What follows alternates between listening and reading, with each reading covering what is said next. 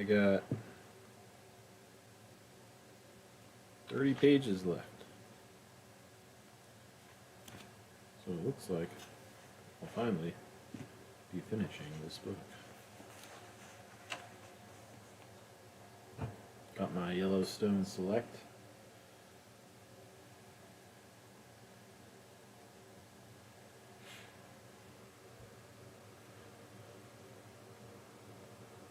Which is pretty good.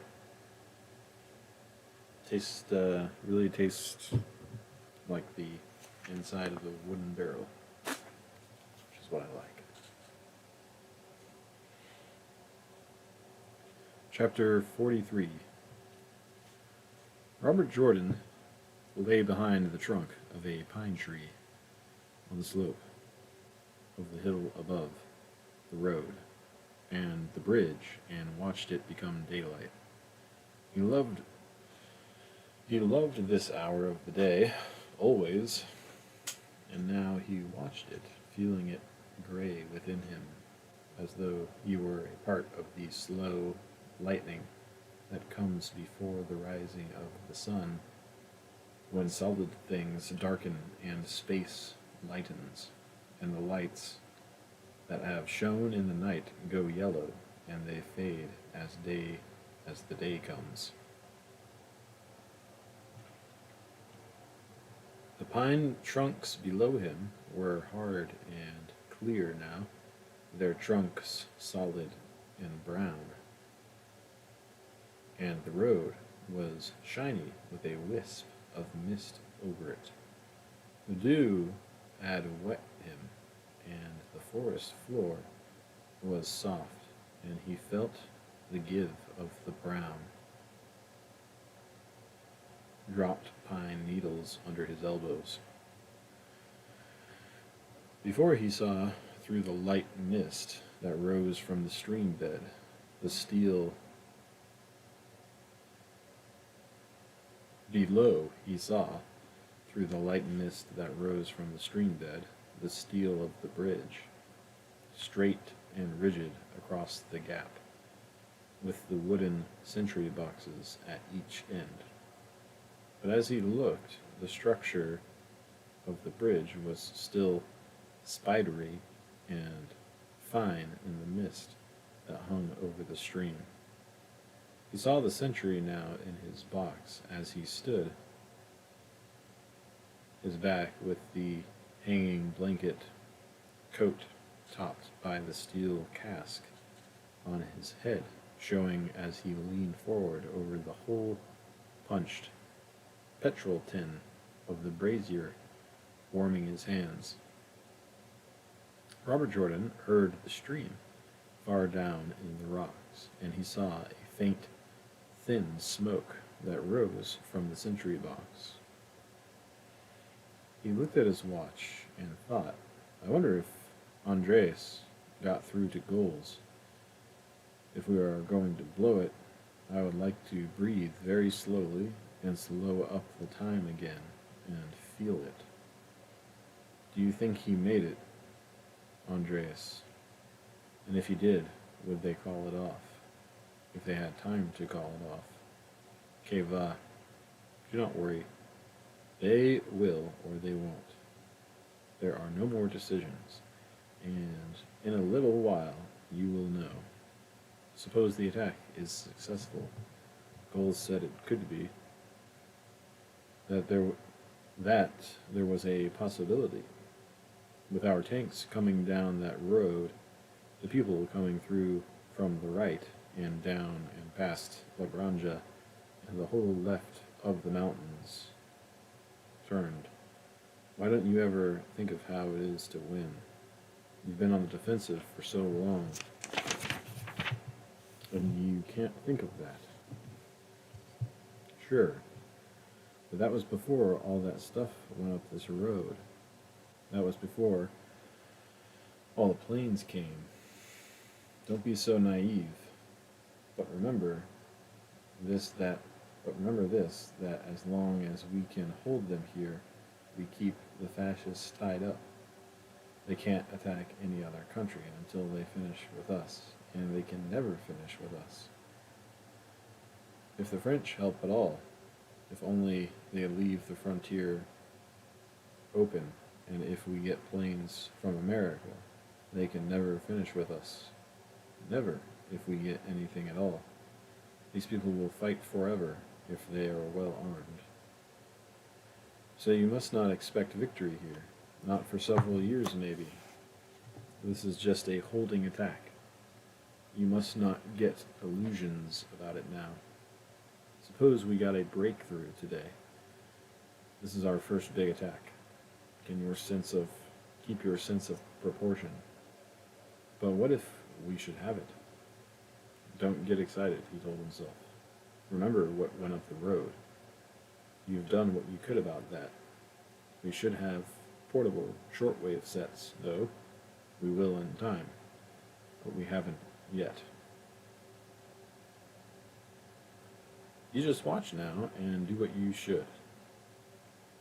Today is only one day in all the days that will ever be.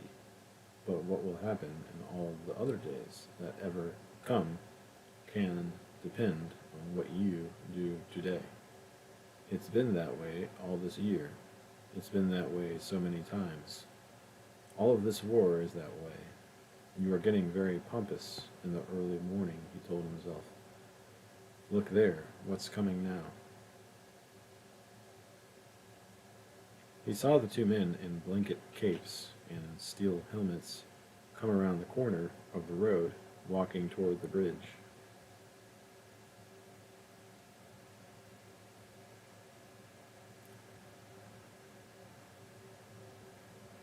Their rifles slung over their shoulders. One stopped at the far end of the bridge and was out of sight in the sentry box. The other came on across the bridge, walking slowly and heavily. He stopped on the bridge and spat into the gorge, then came on slowly to the near end of the bridge, where the other sentries spoke to him, and then started off back over the bridge.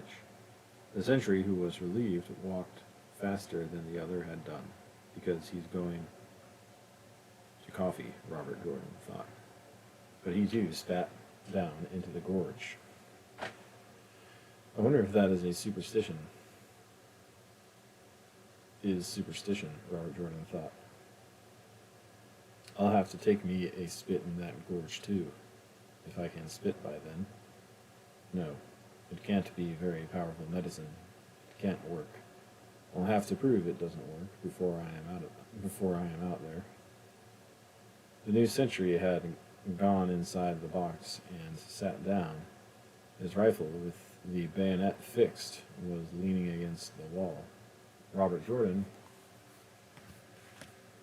took his glasses from his shirt pocket and turned the eyepieces until the end of the bridge showed sharp and gray-painted metal clear. Then he moved them onto the sentry box. The sentry sat leaning against the wall. His helmet hung on a peg, and his face showed clearly. Robert Jordan saw he was the same man who had been there on guard 2 days before in the afternoon. Watch. He was wearing the same knitted stocking cap, and he had not shaved. His cheeks were sunken, and his cheekbones prominent. He had bushy eyebrows that grew together in the center. He looked sleepy.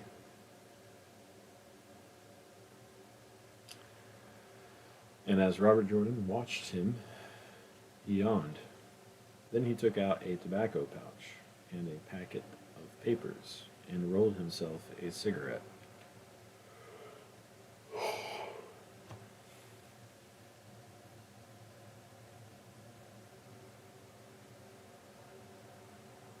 He tried to make a lighter work and finally put it in his pocket and went over to the brazier, leaned over, reached inside, brought up a piece of charcoal, juggled it in one hand while he blew on it, then lit the cigarette and tossed the lump of charcoal back into the brazier. Robert Jordan looked through the Zeiss 8-power glasses watched his face as he leaned against the wall of the sentry box, drawing on the cigarette. Then he took the glasses down, folded them together, and put them in his pocket. I won't look at him again, he told himself. He lay there and watched the road and tried not to think at all. A squirrel chittered from a pine tree below him, and Robert Jordan watched the squirrel come down the tree trunk, stopping on his way down to turn his head and look toward where the man was watching. He saw the squirrel's eyes, small and bright, and watched his tail jerk in excitement. Then the squirrel crossed to another tree, moving on the ground in long, small-pawed, tail-exaggerated bounds. On the tree trunk, he looked back at Robert Jordan, then pulled himself around the trunk and out of sight. Then Robert Jordan heard the squirrel chitter from a high branch of the pine tree, and he watched him there, spread flat along the branch, his tail jerking. And Robert Jordan looked down through the pines to the sentry box again. He would like to have had the squirrel with him in his pocket. He would like to have had anything that he could touch. He rubbed his elbows against the pine needles, but it was not the same. Nobody knows how lonely you can be when you do this. Me, though. I know. I hope that rabbit will get out of this all right. Stop that now.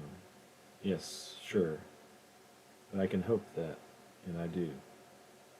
That I blow it well and that she gets out all right. Good. Sure. Just that. That is all I want now.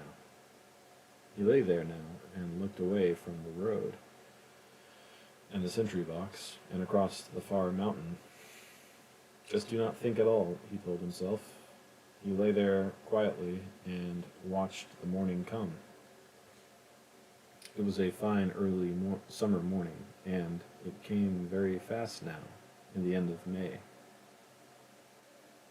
Once a motorcyclist in a leather coat and all-leather helmet with an automatic rifle in a holster by his left leg came across the bridge and went on up the road.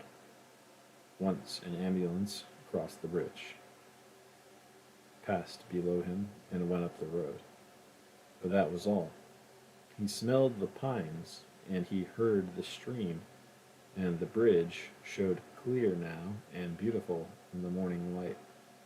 He lay there behind the pine tree with the submachine gun across his left forearm.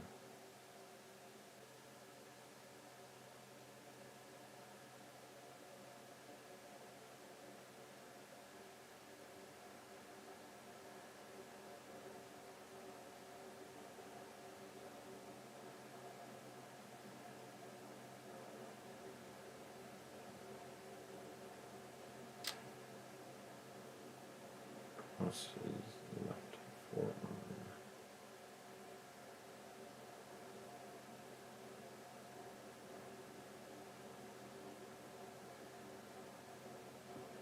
And he never looked at the sentry box again until, long after it seemed that it was never coming, that nothing could happen on such a lovely late May morning, he heard the sudden clustered thudding of the bombs. As he heard the bombs, the first thumping noise of them, before the echo of them came back in thunder from the mountain, Robert Jordan drew in a long breath and lifted the submachine gun from where it lay. His arm felt stiff from its weight, and his fingers were heavy with reluctance. The man in the sentry box stood up when he heard the bombs. Robert Jordan saw him reach for his rifle and stepped forward out of the box, listening. He stood in the road with the sun shining on him. The knitted cap was on the side of his head, and the sun was on his unshaved face as he looked up into the sky toward where the planes were bombing. There was no mist on the road now, and Robert Jordan saw the man clearly and sharply, standing there on the road, looking up at the sky. The sun shone bright on him through the trees. Robert Jordan felt his own breath tight now, as though a strand of wire bound his chest, and steadying his elbows, feeling the corrugations of the forward grip against his fingers, he put the oblong of the foresight, settled now in the notch of the rear, onto the center of the man's chest and squeezed the trigger gently.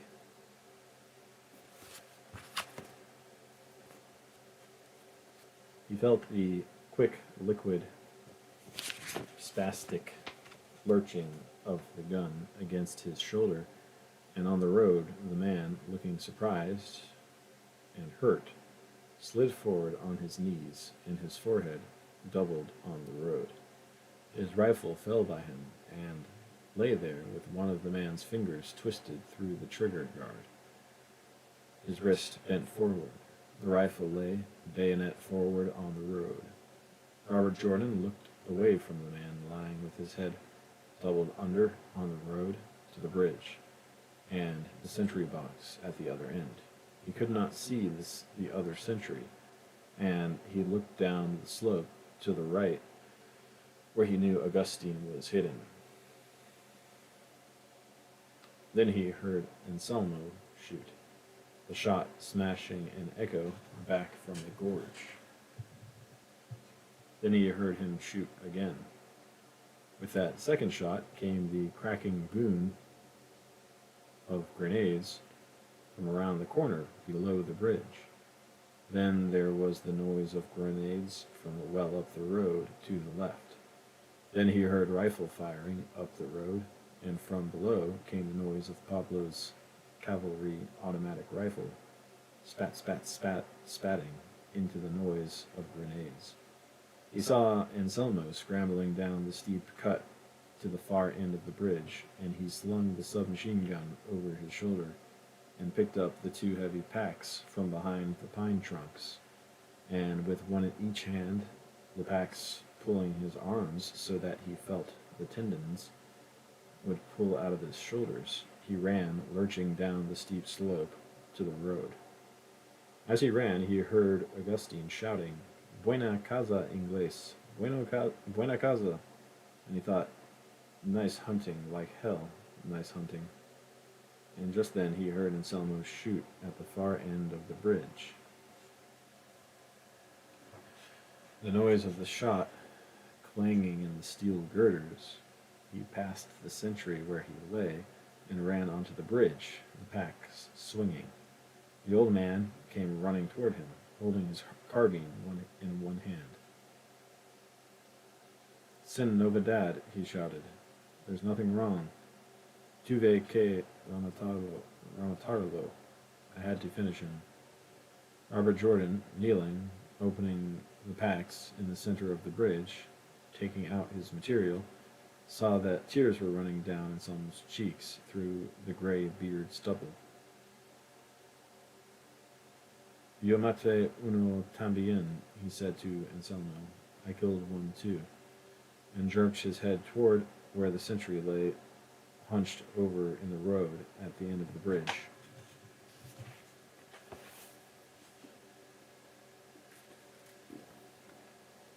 "Yes, man, yes," Anselmo said. "We have to kill them, and we kill them." Robert Jordan was climbing down into the framework of the bridge. The girders were cold and wet with dew under his hands, and he climbed carefully, feeling the sun on his back, bracing himself in a bridge truss, hearing the noise of the tumbling water below him, hearing firing, too much firing, up the road at the upper post. He was sweating heavily now, and it was cool under the bridge. He had a coil of wire under one arm, and a pair of pliers hung by a thong from his wrist. Hand me that down, a package." at a time, viejo, he called up to Anselmo. The old man leaned far over the edge and handing down the oblong blocks of explosive, and Robert Jordan reached up for them, shoved them in where he wanted them, packed them close, braced them. Wedges, viejo, give me wedges.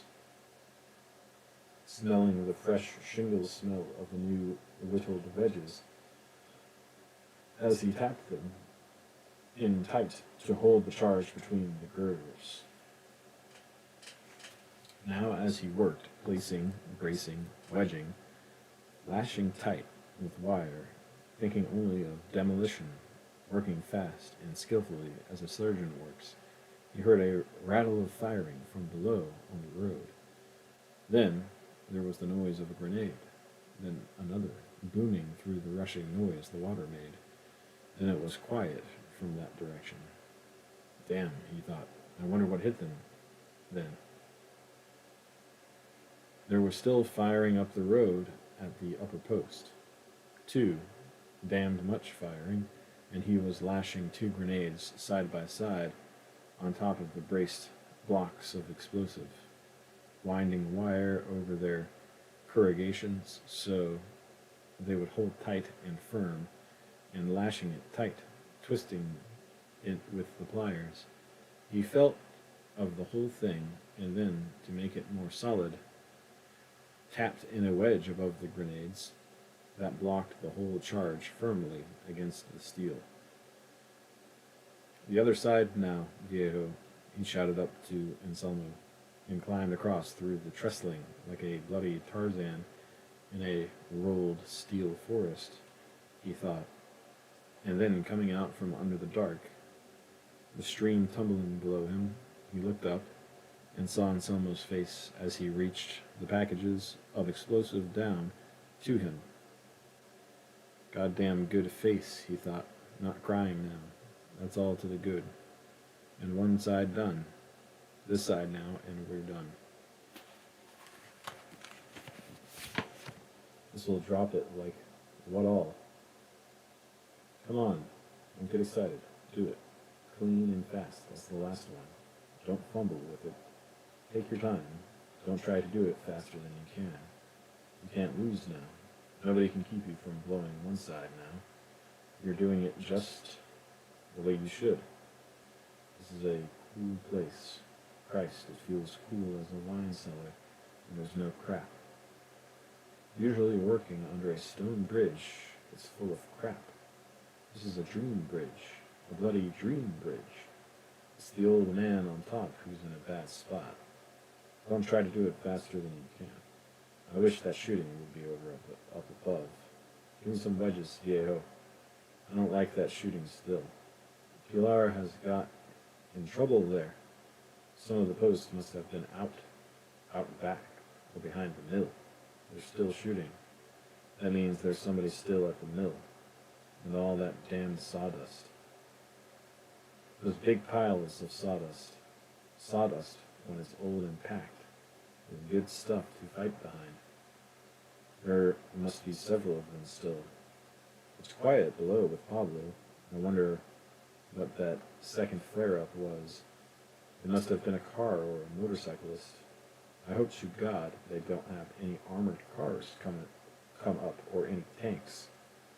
Go on. Put it in just as fast as you can and wedge it tight and lash it fast. You're shaking like a goddamn woman. What the hell is the matter with you? You're trying to do it too fast. I'll bet that goddamn woman up above isn't shaking. That Pilar. Maybe she is too. She sounds as though she were in plenty of trouble. She'll shake if she gets in enough, like everybody bloody else.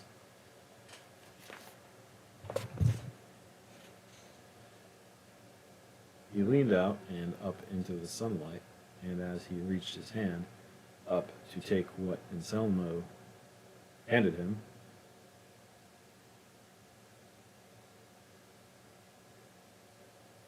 his head now above the noise of the falling water, the firing increased sharply up the road, and then the noise of grenades again.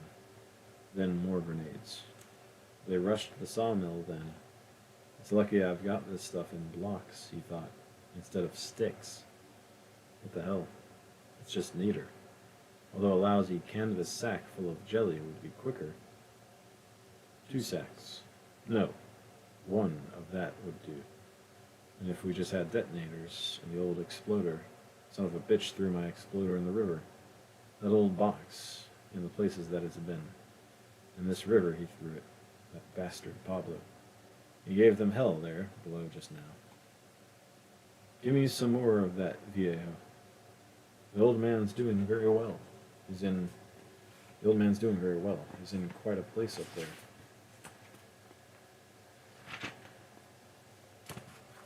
He hated to shoot that sentry. So did I, but I didn't think about it. Nor do I think about it now. You have to do that. But then Anselmo got a cripple. I know about cripples. I think that killing a man with an automatic weapon makes it easier. I mean, on the one doing it. It is different. After the first touch, it is it that does it. Not you. It is it that does it, not you. Save that to go into some other time. Save that to go into some other time. You and your head. You have a nice thinking head, old Jordan. Roll, Jordan, roll. They used to yell that at football when you lugged the ball. You know the damned Jordan is really not much bigger than that creek down there, below. At the source, you mean? So is anything else at the source. This is a place here under this bridge. A home away from home. Come on, Jordan. Pull yourself together. This is serious, Jordan. Don't you understand? Serious. It's less so all the time. To the other side. Okay. I'm all right now. However she goes. As Maine goes, so goes the nation. As Jordan goes, so go the bloody Israelites. The bridge, I mean. As Jordan goes, so goes the bloody bridge. Other way around, really. Give me some more of that, Anselmo, old boy, he said. The old man nodded. Almost through, Robert Jordan said. The old man nodded again. Finishing wiring the grenades down, he no longer heard the firing from up the road. Suddenly he was working only with the noise of the stream. He looked down and saw it boiling up white below him through the boulders, and then dropping down to a clear pebbled pool where one of the wedges he had dropped swung around in the current. As he looked, a trout rose for some insect and made a circle on the surface close to where the chip was turning. As he twisted the wire tight with the pliers that held the two grenades in place, he saw through the metal of the bridge the sunlight on the green slope of the mountain. It was brown 3 days ago, he thought. Out from the cool dark under the bridge, he leaned into the sun and shouted to Anselmo's bending face, "Give me the big coil of wire." The old man handed it down. "For God's sake, don't loosen them any yet. For God's sake, don't loosen them any yet. This will pull them. I wish you could string them through, but with the length of wire you are using, it's okay," Robert Jordan thought as he felt the cotter pins that held the rings that would release the levers on the hand grenades. He checked that the grenades, lashed on their sides, had room for the levers to spring when the pins were pulled. The wires that lashed them ran through under the levers. Then he attached a length of wire to one ring, wired it onto the main wire that ran to the ring of the outside grenade, paid off some slack from the coil, and passed it around a steel brace, and then handed the coil up to Anselmo. Hold it carefully, he said. He climbed up onto the bridge, took the coil from the old man, and walked back as fast as he could, pay out wire toward where the sentry was slumped in the road. Leaning over the side of the bridge and paying out wire from the coil as he walked. Bring the sacks, he shouted to Anselmo as he walked backwards. As he passed, he stooped down and picked up the submachine gun and slung it over his shoulder again. It was then, looking up from paying out wire, that he saw, well up the road, those who were coming back from the upper post. There were 4 of them, he saw, and then he had to watch his wire so it would be clear and not foul against any of the outer work of the bridge. Eladio was not with them. Robert Jordan carried the wire clear past the end of the bridge, took a loop around the last stanchion, and then ran along the road until he stopped beside a stone marker. He cut the wire and handed it to Anselmo. Hold this, viejo, he said. Now walk back with me to the bridge. Take up on it as you walk. No, I will. At the bridge, he pulled the wire back out through the hitch, so it now ran clear and unfouled to the grenade rings, and handed it, stretching alongside the bridge, but running quite clear, to Anselmo. Take this back to that high stone, he said. Hold it easily but firmly. Do not put any force on it. When thou pullest hard, the bridge will blow. Comprendes? Yes. Treat it softly, but do not let it sag, so it will foul. Keep it lightly firm, but not pulling until thou pullest. Comprendes? Yes. When thou pullest, really pull. Really pull. Do not jerk. Robert Jordan, while he spoke, was looking up the road at the remainder of Pilar's band. They were close now, and he saw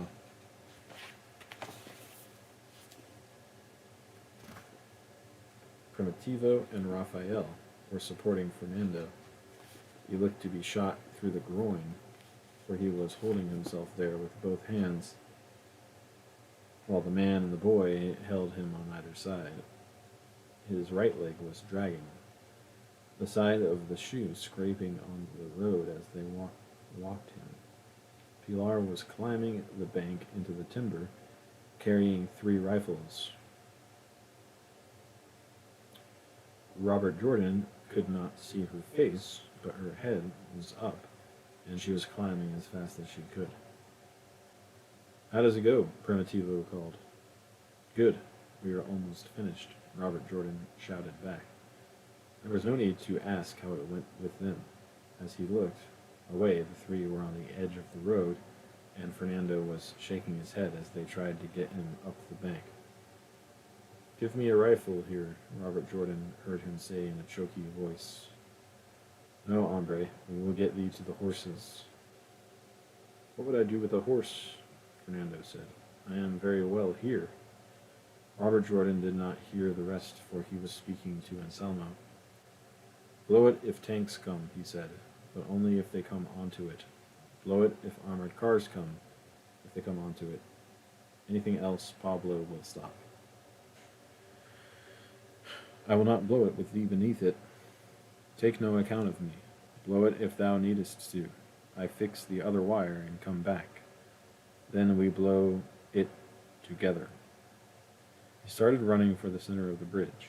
Anselmo saw Robert Jordan run up the bridge, coil of wire over his arm, pliers hanging from one wrist, and the submachine gun slung over his back. He saw him climb down under the rail of the bridge and out of sight. Anselmo held the wire in his right hand, and he crouched behind the stone marker and looked down the road and across the bridge. Halfway between him and the bridge was the sentry, who had settled now closer to the road, sinking closer onto the smooth road surface as the sun weighed on his back. His rifle lying on the road, the bayonet fixed, pointed straight toward Anselmo. The old man looked past him along the surface of the bridge, crossed by the shadows of the bridge rail to where the road swung to the left along the gorge and then turned out of sight behind the rocky wall. He looked at the far sentry box with the sun shining on it, and then, conscious of the wire in his hand, he turned his head to where Fernando was speaking to Primitivo and the gypsy. "Leave me here," Fernando said. "It hurts much, and there is much hemorrhage inside. I feel it inside when I move." "Let us get thee up the slope," Primitivo said. "Put thy arms around our shoulders, and we will take thy legs." "It is inutile," Fernando said. "Put me here behind a stone. I am as useful here as above." "But when we go," Primitivo said. "Leave me here," Fernando said. "There is no question of my traveling with this. Thus it gives one horse more. I am very well here. Certainly they will come soon." "We can take thee up the hill," the gypsy said, easily. He was naturally in a deadly hurry to be gone, as was Primitivo, but they had brought him this far. "Nay," Fernando said, "I am very well here. What passes with Eladio?" The gypsy put his finger on his head to show where the wound had been. "Here," he said, "after thee, when we made the rush." "Leave me," Fernando said. Anselmo could see he was suffering much. He held both hands against his groin now, and put his head back against the bank, his legs straight out before him. His face was gray and sweating. "Leave me now, please, for a favor," he said. His eyes were shut with pain, the edges of the lips twitching. "I find myself very well here." "Here is a rifle and cartridges," Primitivo said. "Is it mine?" Fernando asked, his eyes shut. "Nay, the Pilar has thine," Primitivo said. "This is mine." "I would prefer my own," Fernando said. "I am more accustomed to it." "I will bring it to thee," the gypsy lied to him. "Keep this until it comes." "I am in a very good position here," Fernando said, "both for up the road and for the bridge." He opened his eyes, turned his head,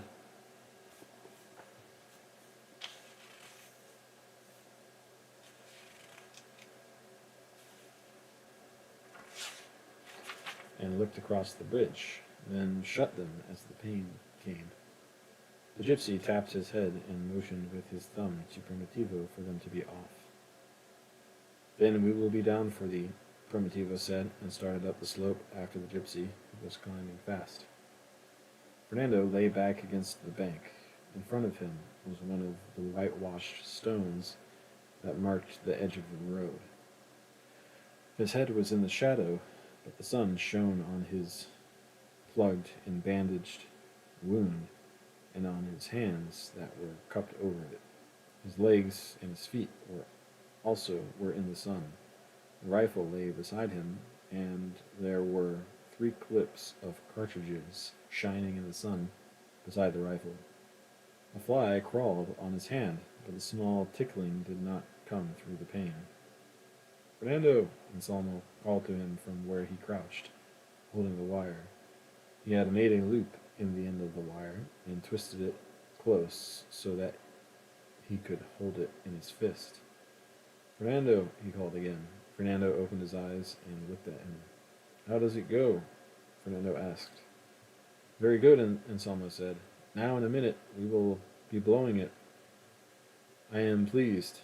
Anything you need me for, advise me," Fernando said, and shut his eyes again, and the pain lurched in him. Anselmo looked away from him and out onto the bridge.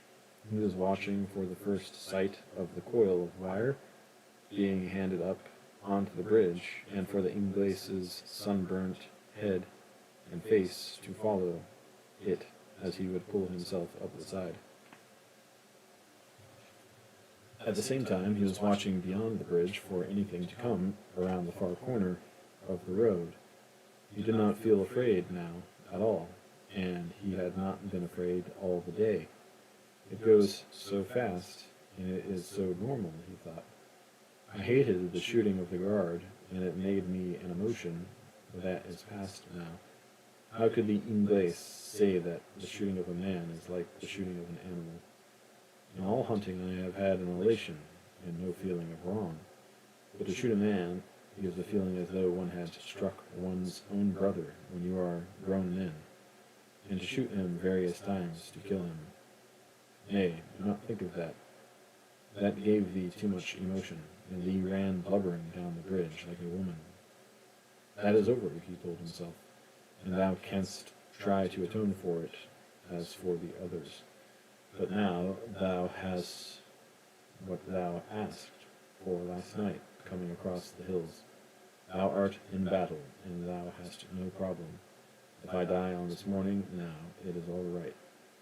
Then he looked at Fernando, lying there against the bank, with his hands cupped over the groove of his hip, his lips blue, his eyes tight shut, breathing heavily and slowly, and he thought, if I die, may it be quickly.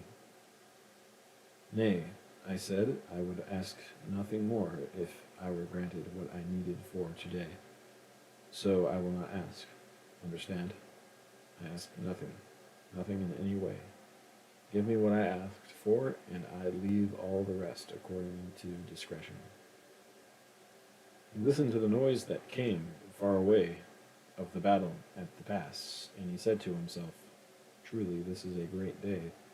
I should realize and know what a day this is. But there was no lift or any excitement in his heart. That was all gone, and there was nothing but a calmness. And now, as he crouched behind the marker stone, with the looped wire in his hand, and another loop of it around his wrist, and the gravel beside the road under his knees, he was not lonely, nor did he feel in any way alone. He was one with the wire in his hand, and one with the bridge, and one with the charges the Ingles had placed. He was one with the Ingles still working under the bridge, and he was one with all of the battle and with the Republic. But there was no excitement. It was all calm now, and the sun beat down on his neck and on his shoulders as he crouched, and as he looked up, he saw the high, cloudless sky and the slope of the mountain rising beyond the river, and he was not happy, but he was neither lonely nor afraid. Up the hill slope, Pilar lay behind a tree watching the road that came down from the pass.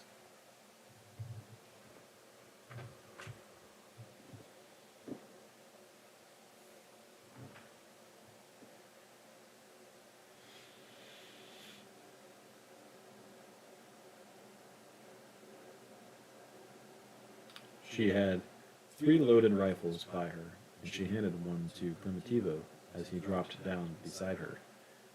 Get down there, she said, behind that tree. Gypsy, over there. She pointed to another tree below. Is he dead? Nay, not yet, Primitivo said.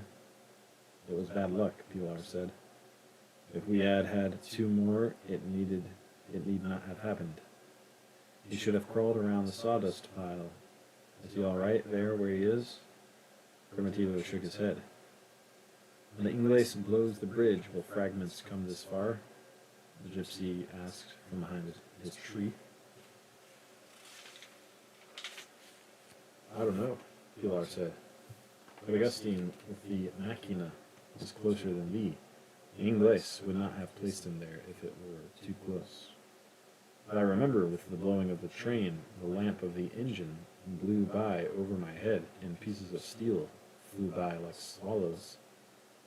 Thou hast poetic memories, Pilar said, like swallows. Joder. They were like wash boilers. Listen, gypsy, thou hast comported thyself well today. Now do not let thy fear catch up with thee. Well, I only asked if it would blow this far so I might keep well behind the tree trunk, the gypsy said. Keep it thus, Pilar told him. How many have we killed? Pues, 5 for us. 2 here. Canst thou not see the other at the far end? Look there, toward the bridge. See the box? Look. Just see? He pointed. Then there were 8 below for Pablo. I watched that post for the Inglés. Pilar grunted, and then she said violently and raging, What passes with that Inglés? Why is he obscenitying off under that bridge? Aya, mana mandanga. Is he building a bridge or blowing one? She raised her head and looked down at Anselmo, crouched behind the stone marker. Hey, viejo, she shouted.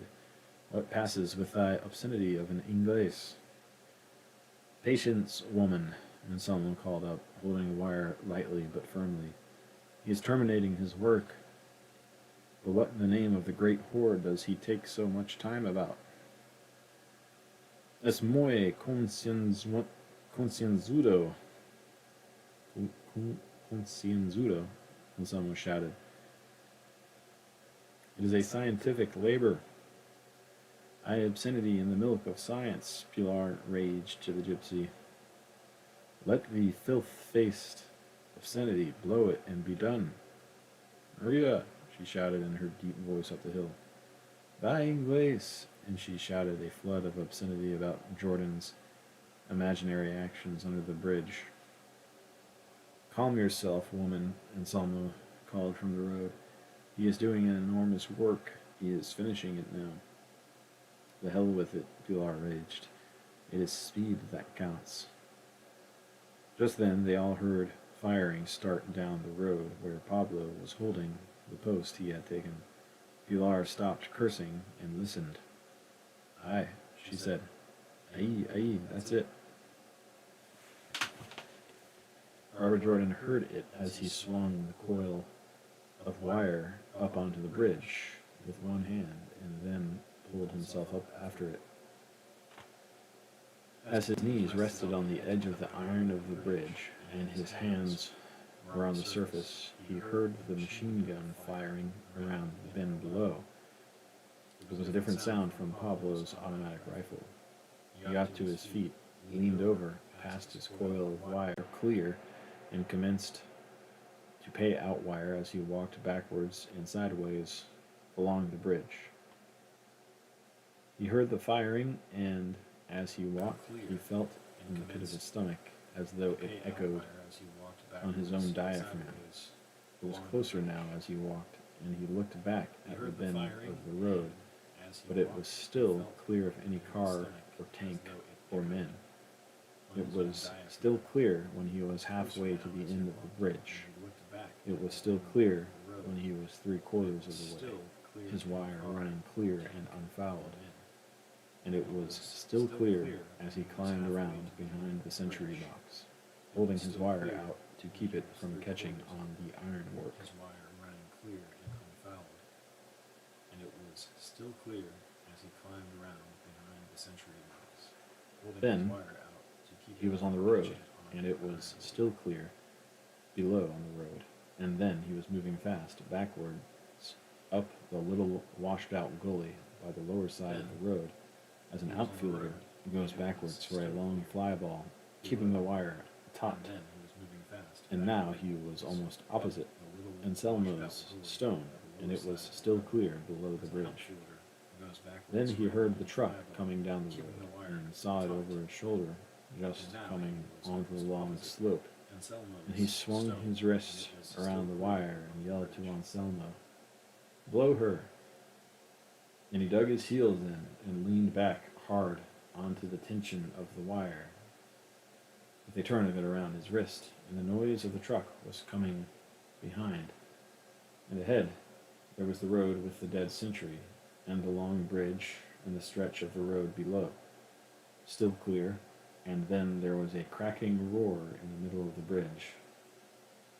There was a cracking roar, and the middle of the bridge rose up in the air like a wave breaking, and he felt the blast from the explosion roll back against him as he dove on his face in the pebbly gully with his hands holding tight over his head.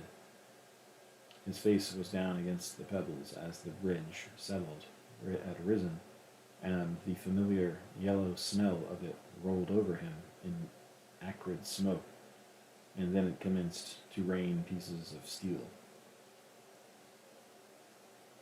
After the steel stopped falling, he was still alive, and he raised his head and looked across the bridge. The center section of it was gone. There were jagged pieces of steel on the bridge with their bright, new torn edges and ends, and these were all over the road. The truck had stopped up the road 100 yards. The driver and the two men who had been with him were running toward a culvert. Fernando was still lying against the bank, and he was still breathing, his arms straight by his sides, his hands relaxed. Anselmo lay face down behind the white marking stone. His left arm was doubled under his head, and his right arm was stretched straight out. His left arm was doubled under his head, and his right arm was stretched straight out. The loop of the wire was still around his fist. Robert Jordan got to his feet, crossed the road, knelt by him, and made sure that he was dead. He did not turn him over to see what the piece of steel had done. He was dead, and that was all. He looked very small, dead, Robert Jordan thought. He looked small and gray-headed, and Robert Jordan thought, I wonder how he ever carried such big loads, if that is the size he really was. Then he saw the shape of the calves and the thighs and the tight gray herdsman's breeches and the worn soles of the rope-soled shoes, and he picked up Anselmo's carbine and the two sacks, practically empty now, and went over and picked up the rifle that lay beside Fernando. He kicked a jagged piece of steel off the surface of the road. Then he swung the two rifles over his shoulder, holding them by the muzzles, and started up the slope into the timber. He did not look back, nor did he even look across the bridge at the road. They were still firing around the bend below, but he cared nothing about that now. He was coughing from the TNT fumes, and he felt numb all through himself. He put one of the rifles down by Pilar, where she lay behind the tree. She looked and saw that made three rifles that she had. She looked and saw that made three rifles that she had again. You are too high up here, he said. There's a truck up the road where you can't see it. They thought it was planes. Better get further down. I'm going down with Augustine to cover Pablo. The old one, she asked him, looking at his face. Dead. He coughed again, rackingly, and spat on the ground. That bridge is blown, Ingles. Pilar looked at him. Don't forget that. I don't forget anything, he said. You have a big voice, he said to Pilar. I have heard thee below. Shout up to the Maria and tell her that I am all right. We lost two at the sawmill, Pilar said, trying to make him understand. So I saw, Robert Jordan said. Did you do something stupid? Go and obscenity thyself, Ingles, Pilar said. Fernando and Eladio were men too. Why don't you go up with the horses? Robert Jordan said. I can cover here better than thee. I can cover here better than thee. Thou art to cover Pablo.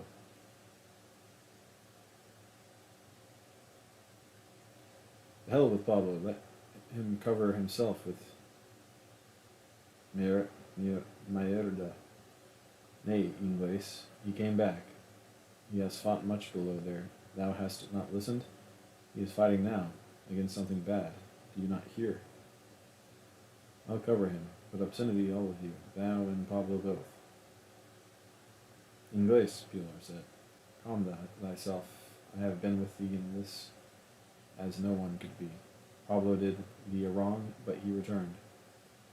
If I had had the exploder, the old man would not have been killed. I could have blown it from here. If, Pilar said.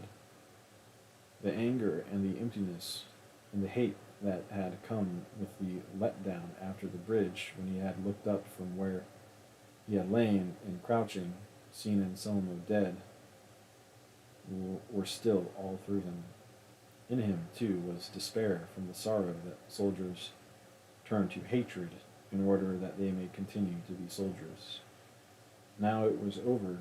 He was lonely, detached, and unelated, and hated everyone he saw. If there had been no snow, Pilar said, and then not suddenly a physical release could have been, if the woman would have put her arm around him, say, but slowly, and from his head he began to accept it, and let the hate go out. Sure, the snow, that had done it. The snow, done it to others. Once you saw it again as it was to others, once you got rid of your own self, the always ridding of self that you had to do in war, where there could be no self, where yourself was only to be lost. Then from losing of it, he heard Pilar say, Sordo. What? He said. Sordo. Yes, Robert Jordan said. He grinned at her, a cracked, stiff, too tightened facial tendon grin. Forget it. I was wrong. I am sorry, woman. Let us do this well, and all together, and the bridge is blown, as thou sayest.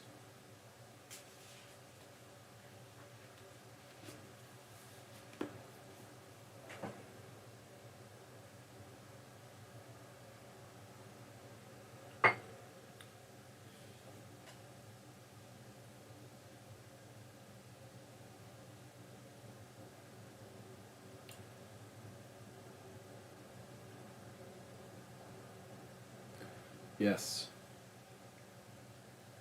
Thou must think of things in their place. And I go now to Augustine. Put thy gypsy much farther down so that he can see well up the road. Give those guns to Primitivo, and take this machina. Let me show thee.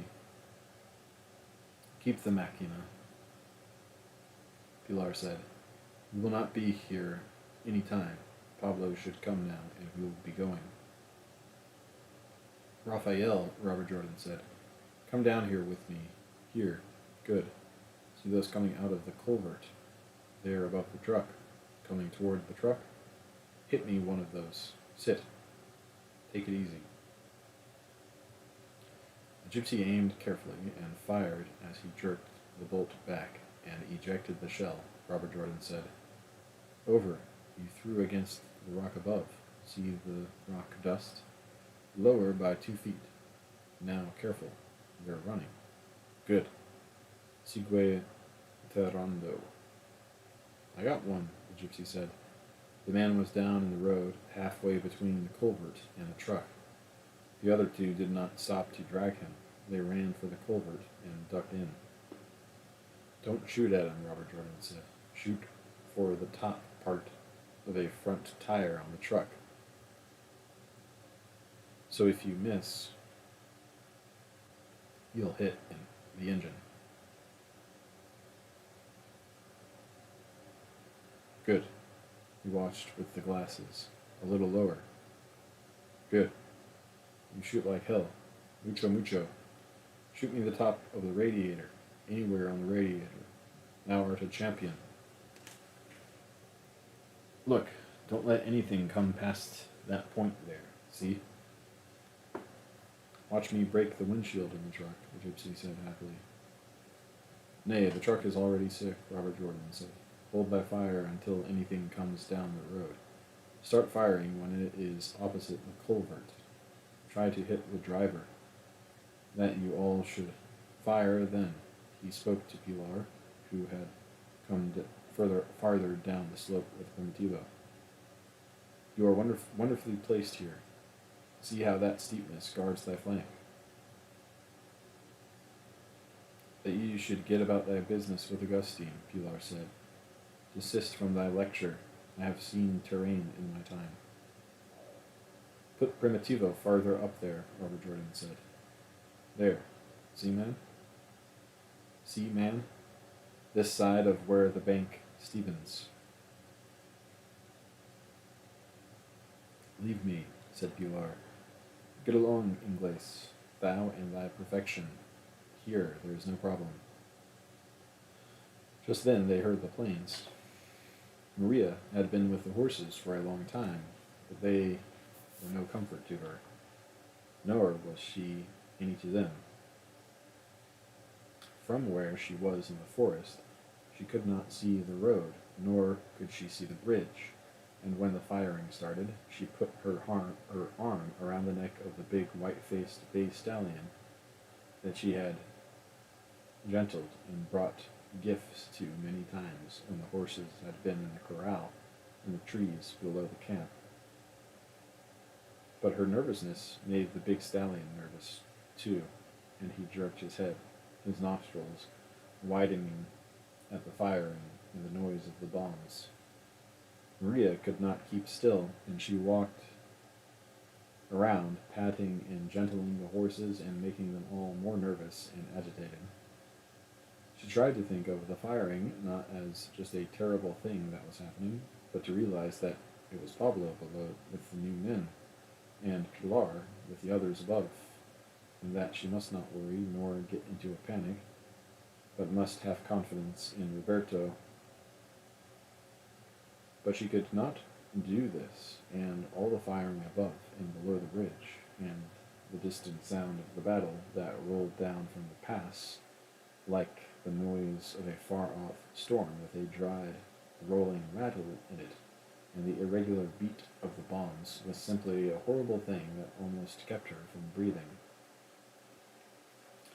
Then later she heard Pilar's big voice from away below on the hillside, shouting up some obscenity to her that she could not understand, and she thought, "Oh, God, no, no. Don't talk like that with him in peril. Don't offend anyone and make useless risks. Don't give any provocation." Then she commenced to pray for Roberto, quickly and automatically, as she had done at school, saying the prayers as fast as she could, and counting them on the fingers of her left hand, praying by tens of each of the two prayers she was repeating. Then the bridge blew, and one horse snapped his halter when he rose, and jerked his head at the cracking roar, and went off through the trees. Maria caught him finally, and brought him back, shivering, trembling, his chest dark with sweat, the saddle down, and coming back through the trees, she heard shooting below, and she thought, "I cannot stand this longer. I cannot live not knowing any longer. I cannot breathe, and my mouth is so dry. And I am afraid, and I am no good, and I frightened the horses, and only caught this horse by hazard, because he knocked the saddle down against a tree, and caught himself kicking into the stirrups. And now as I get the saddle up, oh, God, I do not know.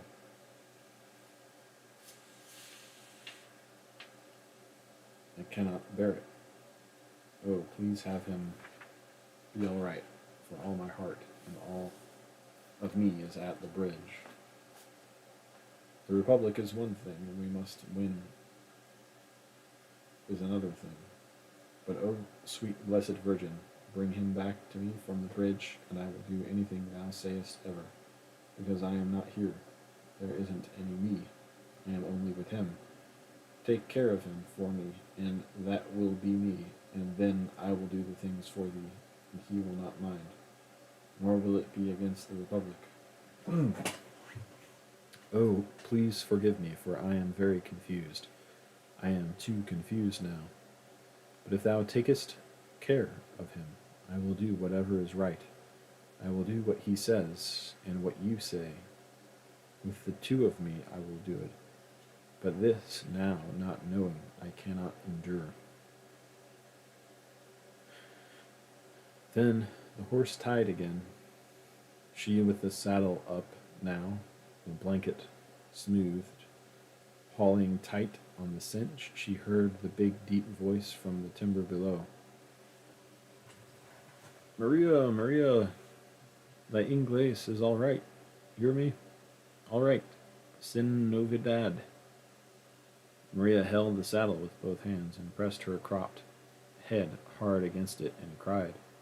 She heard the deep voice shouting again, and turned from the saddle and shouted, choking. Yes, thank you, then choking again. Thank you very much. When they heard the planes, they all looked up, and the planes were coming from Segovia, very high in the sky, silvery in the high sky, their drumming rising over all the other sounds. Those, Pilar said.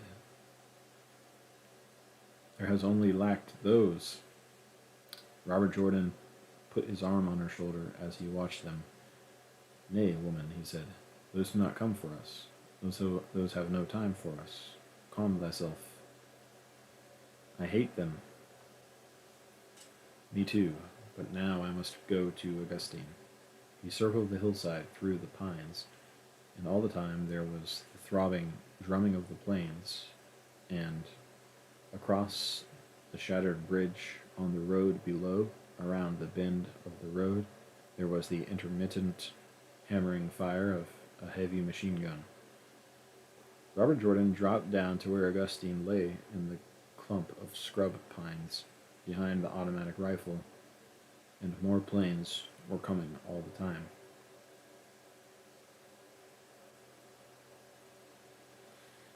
What passes below? Augustine said. What is Pablo doing? Doesn't he know the bridge is gone? Maybe he can't leave. Then let us leave. The hell with him. He will come now if he is able, Robert Jordan said. We should see him now. I have not heard him, Augustine said. Not for 5 minutes.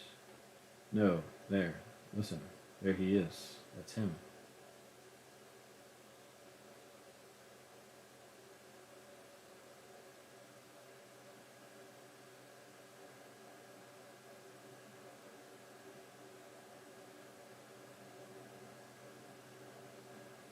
There was a burst of the spotting fire of the cavalry submachine gun, then another, then another. That's the bastard, Robert Jordan said. He watched still more planes coming over in the high, cloudless blue sky, and he watched Augustine's face as he looked up at them. Then he looked down at the shattered bridge and across to the stretch of road, which still was clear.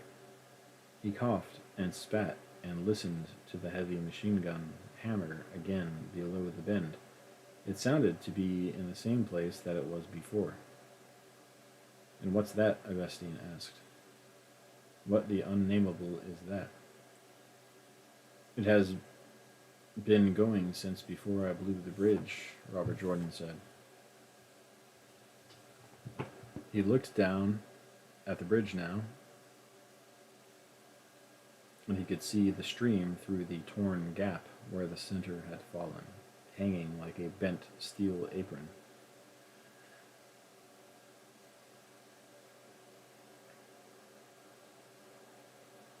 He heard the first of the planes that had gone over now bombing up above the pass, and more were still coming.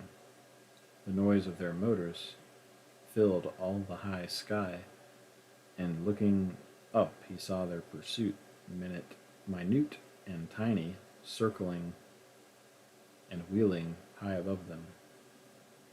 I don't think they ever crossed the lines the other morning, Primitivo said. They must have swung off to the west and then come back. They could not be making an attack if they had seen these. Most of these are new, Robert Jordan said. He had the feeling of something that had started normally and had been brought great, outsized, giant repercussions, and had then brought great, outsized, giant repercussions. It was as though he had thrown a stone, and the stone made a ripple, and the ripple returned roaring and toppling as a tidal wave, or as though you shouted, and the echo came back in rolls and peals of thunder, and the thunder was deadly, or as though you struck one man, and he fell, and as far as you could see, other men rose up, all armed and armored. He was glad he was not with Goals up at the pass. Lying there by Augustine, watching the planes going over, listening for firing behind him, watching the road below where he knew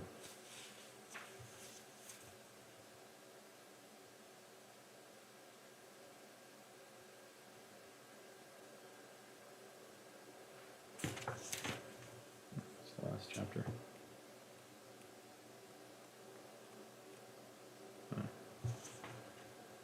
Where he knew he would see something.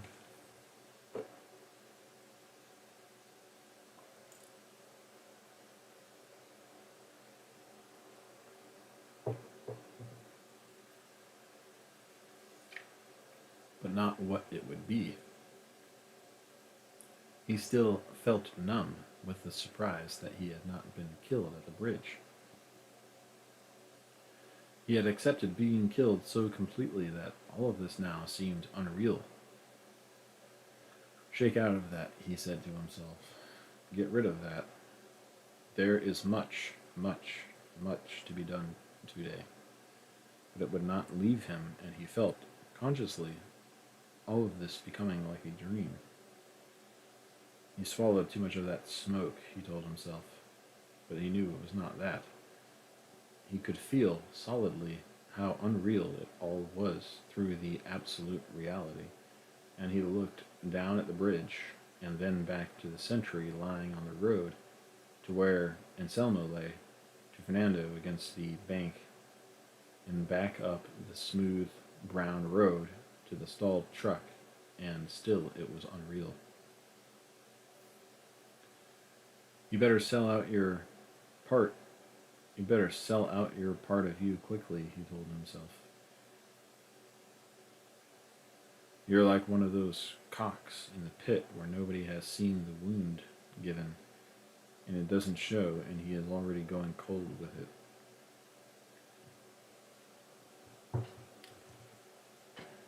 Nuts, he said to himself. You are a little groggy is all. You have a letdown after responsibility is all. Take it easy. Then Augustine grabbed his arm and pointed, and he looked across the bridge and saw Pablo. He saw Pablo come running around the corner of the bend in the road.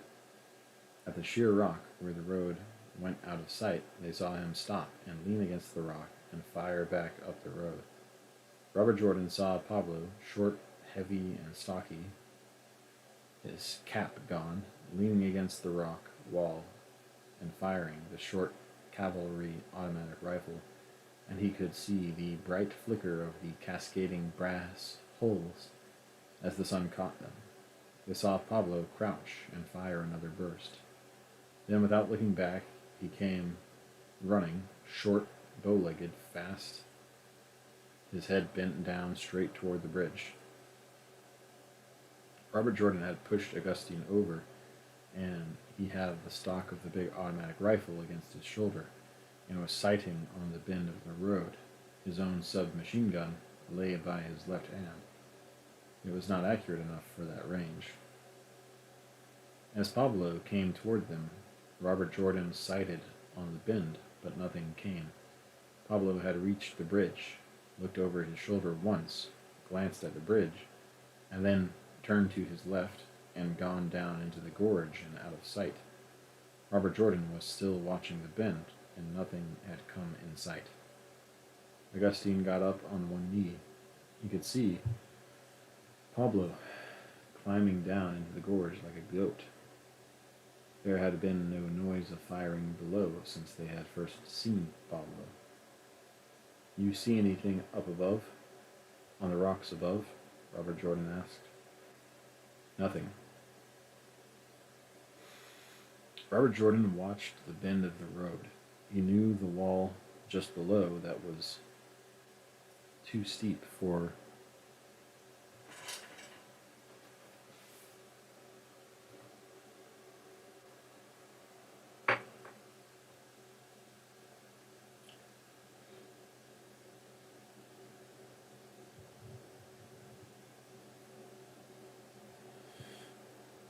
Robert Jordan watched the bend of the road. He knew the wall just below that was too steep for anyone to climb, but below it eased, and someone might have circled above. If things had been unreal before, they were suddenly real enough now. It was as though a reflex lens camera had been suddenly brought into focus. It was then he saw the low-bodied, angled snout and squat green, gray and brown slashed turret with the projecting machine gun come around the bend into the bright sun. He fired on it, and he could hear the sting against the steel. Little Whippet tank scuttled back behind the rock wall. Watching the corner, Robert Jordan saw the nose just reappear. Then the edge of the turret showed, and the turret swung so that the gun was pointing down the road. "It seems like a mouse coming out of its hole," Augustine said. "Look, Ingles." "He has little confidence," Robert Jordan said. "This is the big insect Pablo has been fighting," Augustine said. "Hit him again, Ingles." "Nay, I cannot hurt him. I don't want him to see where we are." The tank commenced to fire down the road. The bullets hit the road surface and sung off, and now they were pinging and clanging in the iron of the bridge. It was the same machine gun they had heard glow. "Cabron," Augustine said. "Is that the famous tanks, Ingles?" "That's a baby one." "Cabron, if I had a baby bottle full of gasoline, I would climb up there and set fire to him." "What will he do, Ingles?"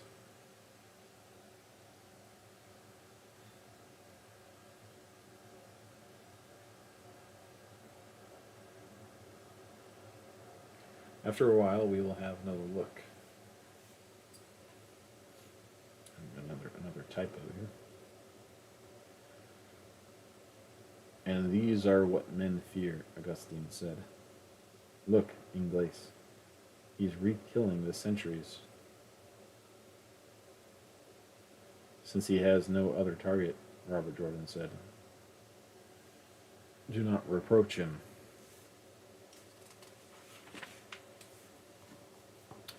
But he was thinking, "Sure, make fun of him. But suppose it was you, way back here in your own country, and they held you up with firing on the main road, and a bridge was blown. Wouldn't you think it was mined ahead, or that there was a trap? Sure you would. He's done all right. He's waiting for something else to come up. He's engaging the enemy. It's only us. But he can't tell that. Look at the little bastard." The little tank had nosed a little farther around the corner. Just then, Augustine saw Pablo coming over the edge of the gorge, pulling himself over on hands and knees, his bristly face running with sweat. "Here comes the son of a bitch," he said. "Who?" "Pablo." Robert Jordan saw Pablo, and then he commenced firing at the part of the camouflage turret of the tank where he knew the slit above the machine gun would be. The little tank whirled backwards, scuttling out of sight, and Robert Jordan picked up the automatic rifle, clamped the tripod against the barrel, and swung the gun with its still hot muzzle over his shoulder. The muzzle was so hot it burned his shoulder, and he shoved it far behind him, turning the stock flat in his hand. "Bring the sack of pans and my little machina," he shouted, "and come running." Robert Jordan ran up the hill through the pines. Augustine was close behind him, and behind him Pablo was coming. "Pilar!" Jordan shouted across the hill. "Come on, woman!" The three of them were going as fast as they could up the steep slope. They could not run any more because the grade was too severe, and Pablo, who had no load but the light cavalry machine gun, had closed up with the other two. "And thy people," Augustine said to Pablo out of his dry mouth. "All dead," Pablo said. He was almost unable to breathe. Augustine turned his head and looked at him. "We have plenty of horses now, Ingles," Pablo panted. "Good," Robert Jordan said. "Murderous bastard," he thought.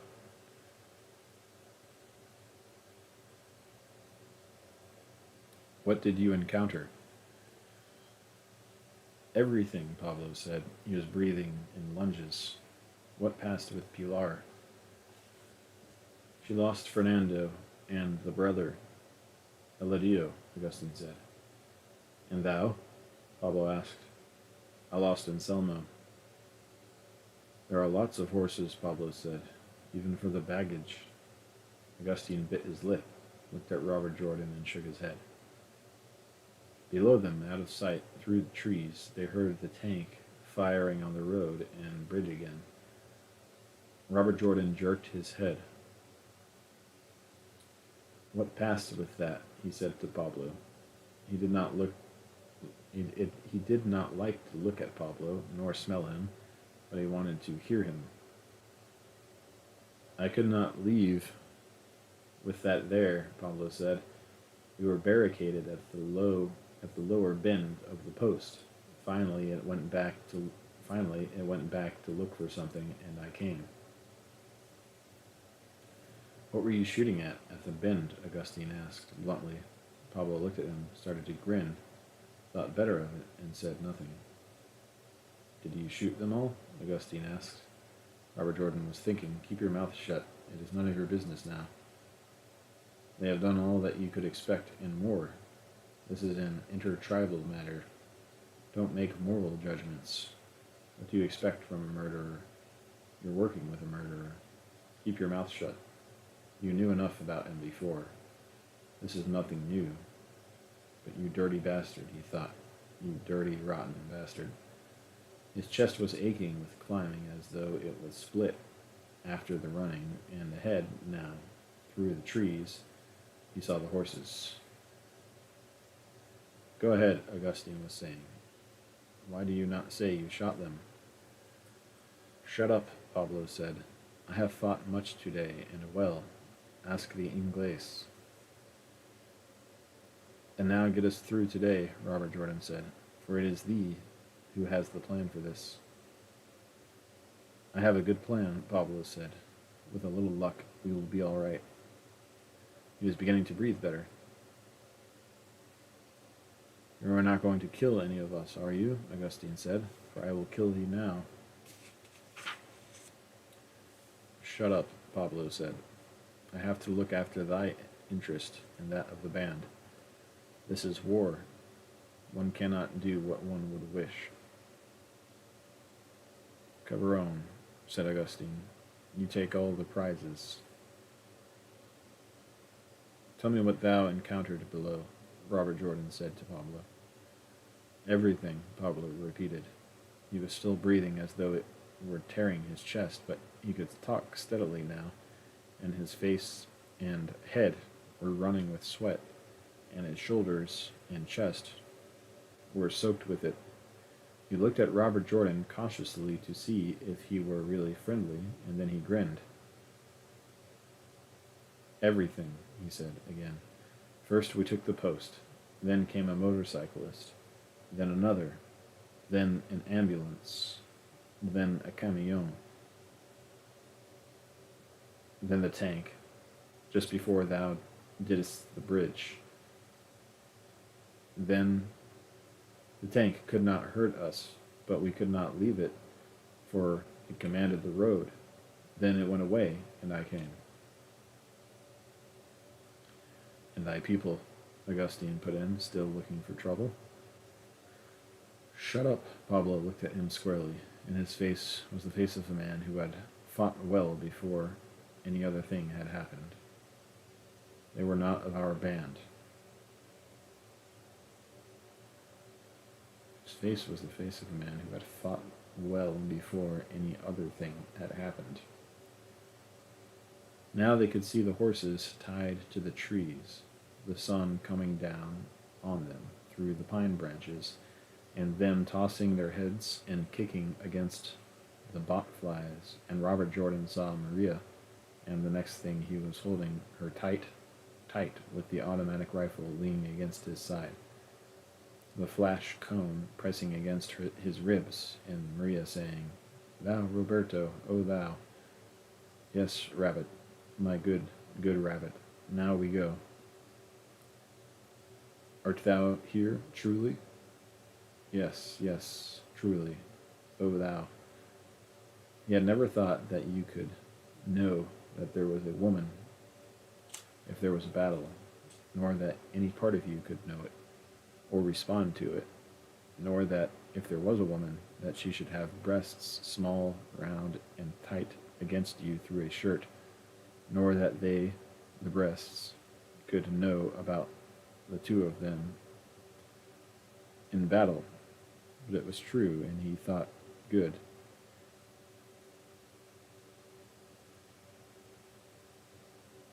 Nor that could know about the two of them in battle. But it was true, and he thought, good. That's good. I would not have believed that. And he held her to him once, hard, but he did not look at her. And then he slapped her where he never had slapped her, and said, Mount, get on the saddle, guapo." Then they were untying the halters, and Robert Jordan had given the automatic rifle back to Augustine, and slung his own submachine gun over his back, and he was putting bombs out of his pockets into the saddlebags, and he stuffed one empty pack inside the other, and tied that one behind his saddle. Then Pilar came up so breathless from the climb that she could not talk, but only motioned. Then Pablo stuffed 3 hobbles he had in his hand into a saddlebag, stood up and said, "Que tal, woman?" And she only nodded, and then they were all mounting. Robert Jordan was on the big gray he had first seen in the snow of the morning of the day before, and he felt that it was much horse between his legs and under his hands. He was wearing rope-soled shoes, and the stirrups were a little too short. His submachine gun was slung over his shoulder.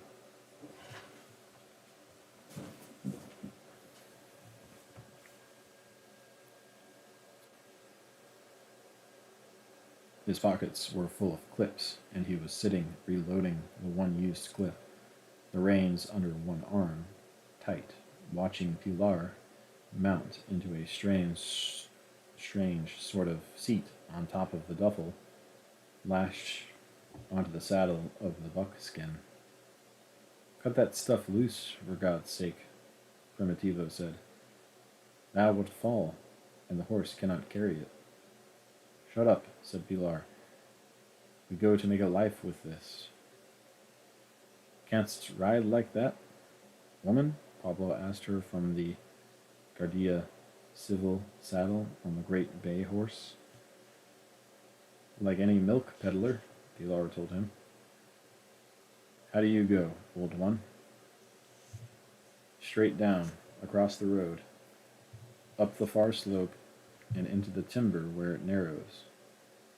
Across the road, Augustine wheeled beside him, kicking his soft-heeled canvas shoes against the stiff, unresponding belly of one of the horses Pablo had recruited in the night. Yes, man, it is the only way, Pablo said. He handed him one of the lead ropes. Primitivo and the gypsy had the others. Thou canst come at the end if thou will. Inglés, Pablo said. We cross high enough to be out of range of that machina, but we will go separately and riding much, and then be together where it narrows above. Good, said Robert Jordan. They rode down through the timber toward the edge of the road, Robert Jordan just behind Maria. He could not ride beside her for the timber.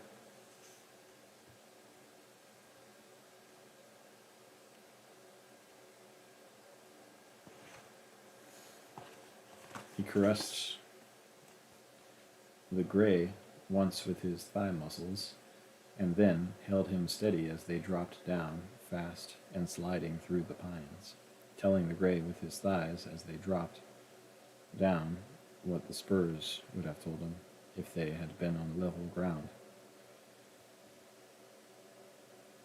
Thou, he said to Maria, go second as they cross the road. First, it is not so bad, though it seems bad. Second is good. It is later that they are always watching for. But thou, I will go suddenly. There will be no problem. It is the places in the line that are bad.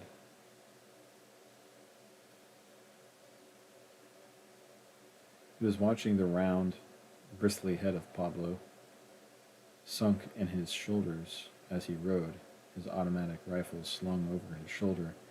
He was watching Pilar, her head bare, her shoulders broad, her knees higher than her thighs, as her heels hooked into the bundles. She looked back at him once and shook her head. Pass the Pilar before you cross the road, Robert Jordan said to Maria. Then he was looking through the thinning trees, and he saw the oiled dark of the road below and beyond in the green slope of the hillside. We are above the culvert, he saw, and just below the height where the road drops down straight toward the bridge in that long sweep. We are around 800 yards above the bridge. That is not out of range for the Fiat and that little tank if they have come up to the bridge. Maria, he said, pass the Pilar before we reach the road, and ride wide up that slope. She looked back at him, but did not say anything. He did not look at her except to see that she had understood. Comprendes? He asked her. She nodded. Move up, he said. She shook her head. Move up. Nay, she told him, turning around and shaking her head. I go in the order that I am to go. Just then, Pablo dug both his spurs into the big bay, and he plunged down the last pine-needled slope and crossed the road and a pounding, sparking of shod hooves. The others came behind him, and Robert Jordan saw them crossing the road and slamming on up the green slope, and heard the machine gun hammer at the bridge.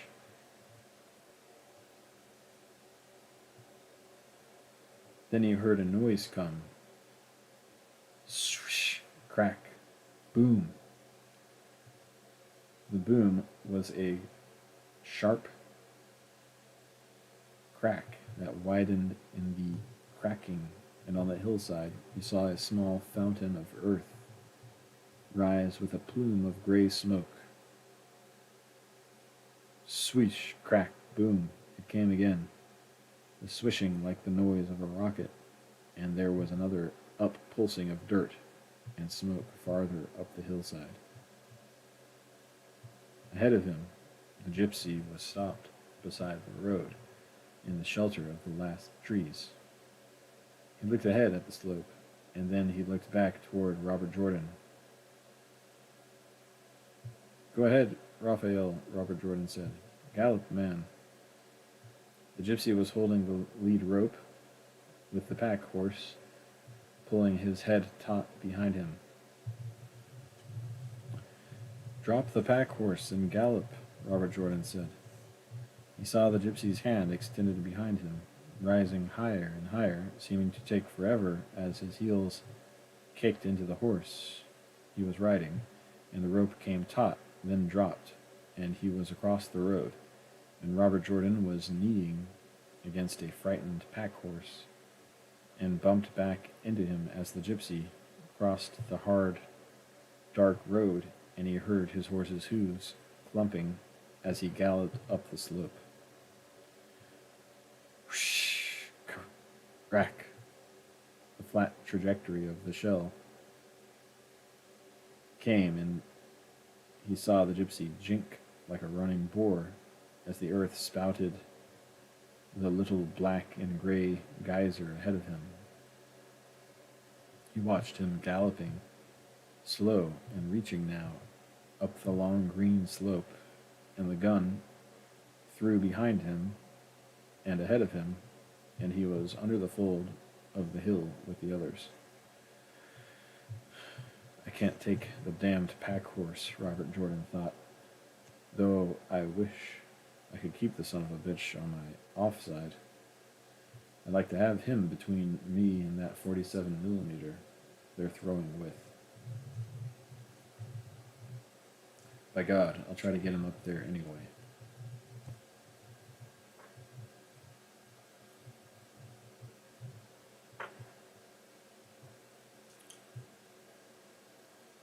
He rode up to the pack horse, caught hold of the hackamore, and then, holding the rope, the horse trotting behind him, rode 50 yards up through the trees.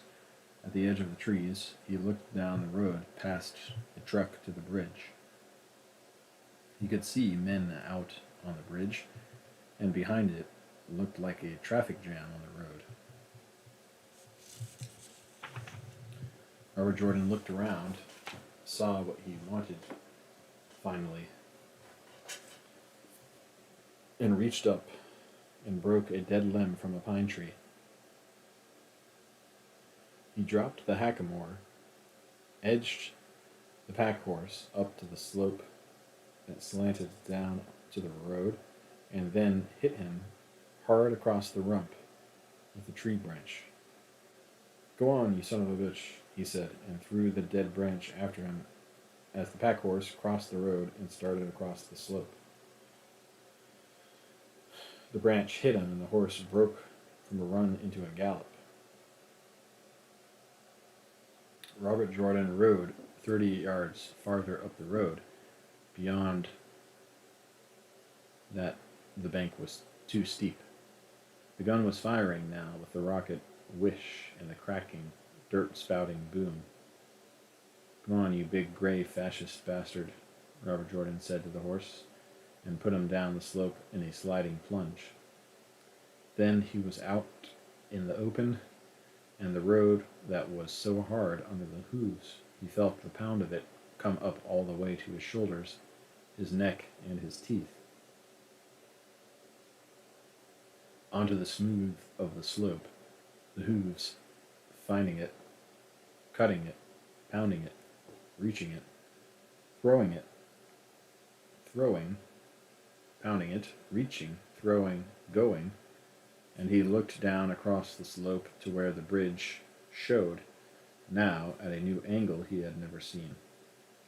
It crossed in profile now, without foreshortening, and in the center was the broken place, and behind it, on the road, was the little tank, and behind the little tank was a big tank with a gun that flashed now yellow bright as a mirror, and the screech as the air ripped apart seemed almost over the gray neck that stretched ahead of him, and he turned his head as the dirt fountained up the hillside.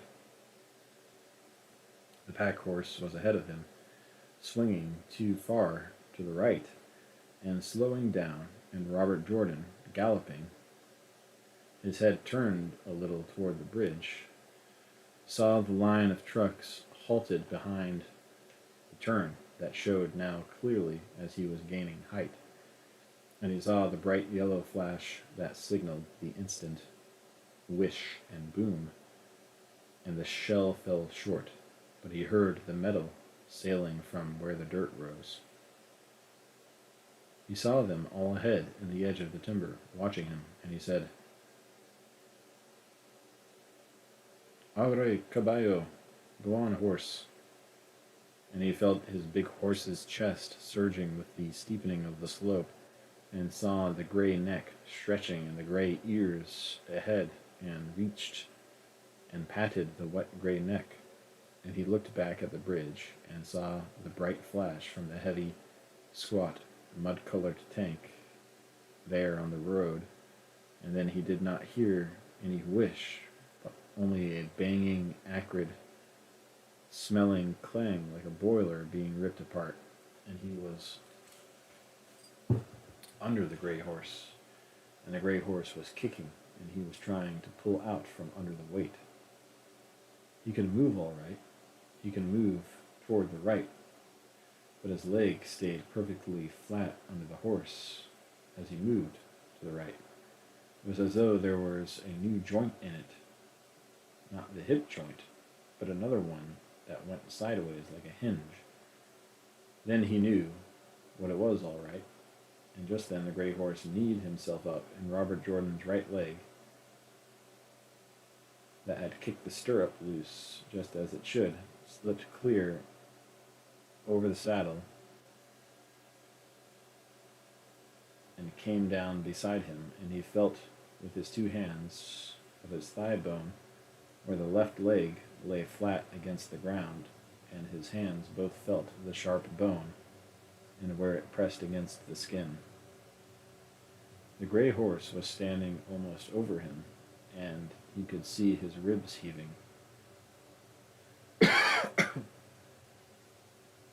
The grass was green where he sat, and there were meadow flowers in it, and he looked down the slope across to the to the road and the bridge and the gorge and the road, and saw the tank and waited for the next flash.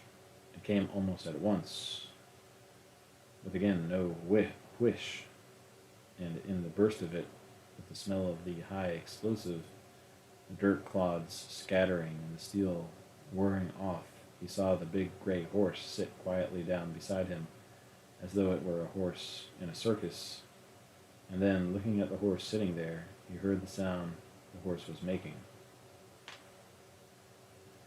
Then Primitivo and Augustine had him under the armpits and were dragging him up the last slope, and the new joint in his leg let it swing any way the ground swung it.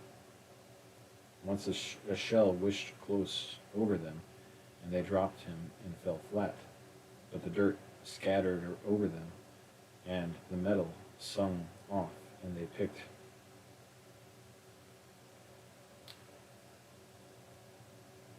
him up again. And then they had him up to the shelter of the long draw in the timber where the horses were, and Maria, Pilar, and Pablo were standing over him. Maria was kneeling by him and saying, "Roberto, what hast thou?" He said, sweating heavily, "The left leg is broken, Guapa." "We will bind it up," Pilar said. "Thou canst ride that." She pointed to one of the horses that was packed. "Cut off the load." Robert Jordan saw Pablo shake his head, and he nodded at him. "Get along," he said.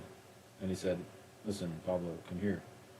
The sweat-streaked, bristly face bent down by him, and Robert Jordan smelt the full smell of Pablo. "Let us speak," he said to Pilar and Maria. "I have to speak to Pablo." "Does it hurt much?" Pablo asked. He was bending close over Robert Jordan. "No, I think the nerve is crushed." "Listen, get along. I am mucked, see? I will talk to the girl for a moment. Then I say to take her. Take her. She will want to stay. I will only speak to her for a moment." "Clearly there is not much time," Pablo said. "Clearly. I think you would do better in the Republic," Robert Jordan said. "Nay, I am for Grados." "Use thy head." "Talk to her now," Pablo said. "There is little time. I am sorry thou hast this Inglés." "Since I have it," Robert Jordan said, "let us not speak of it, but use thy head. Thou hast much head. Use it." "Why would I not?" said Pablo. "Talk now fast, Inglés. There is no time." Pablo went over to the nearest tree and watched down the slope, across the slope, and up the road across the gorge. Pablo was looking at the gray horse on the slope with true regret on his face, and Pilar and Maria were with Robert Jordan when he sat against the tree trunk. "Slit the trouser, will thee?" he said to Pilar. Maria crouched by him and did not speak. The sun was on her hair, and her face was twisted as a child's contorts before it cries. But she was not crying.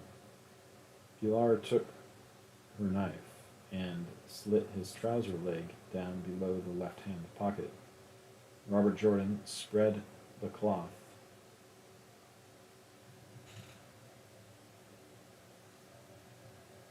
with his hands and looked at the stretch of his thigh. 10 inches below the hip joint, there was a pointed purple swelling like a sharp, peaked little tint.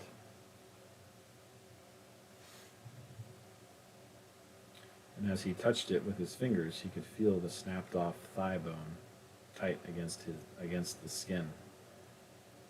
His leg was lying at an odd angle. He looked up at Pilar. Her face had the same expression as Maria's. "Anda," he said to her. "Go." She went away with her head down without saying anything, nor looking back, and Robert Jordan could see her shoulders were shaking.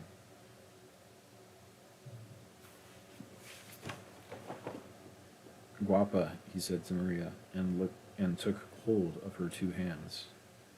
"Listen, we will not be going to Madrid." Then she started to cry. "No, Guapa, don't," he said. "Listen, we will not go to Madrid now, but I go always with thee wherever thou goest, understand?" She said nothing, and pushed her head against his cheek with her arms around him. "Listen to this well, Rabbit," he said. He knew there was a great hurry, and he was sweating very much, but this had to be said and understood. "Thou wilt go now, Rabbit, but I go with thee. As long as there is one of us, there is both of us. Do you understand?" "Nay, I stay with thee." "Nay, Rabbit. What I do now I do alone. I could not do it well with thee. If thou goest, then I go too. Do you not see how it is? Whichever one there is both. I will stay with thee." "Nay, Rabbit, Listen, that people cannot do together. Each one must do alone. But if thou goest, then I go with thee. It is in that way that I go too. Thou wilt go now, I know, for thou art good and kind. Thou wilt go now for us both. But it is easier if I stay with thee, she said. It is better for me. Yes, therefore, go for a favor. Do it for me, since it is what thou canst do. But you don't understand, Roberto. What about me? It is worse for me to go. Surely, he said, it is harder for thee, but I am thee also now. She said nothing. He looked at her, and he was sweating heavily, and he spoke now, trying harder to do something than he had ever tried in all his life. Now you will go for both of us, he said. You must not be selfish, Rabbit. You must do your duty now. She shook her head. You are me now, he said. Surely thou must feel it, Rabbit. Rabbit, listen, he said. Truly, thus I go too. I swear to thee. She said nothing. Now you see it, he said. Now I see it as clear. Now thou wilt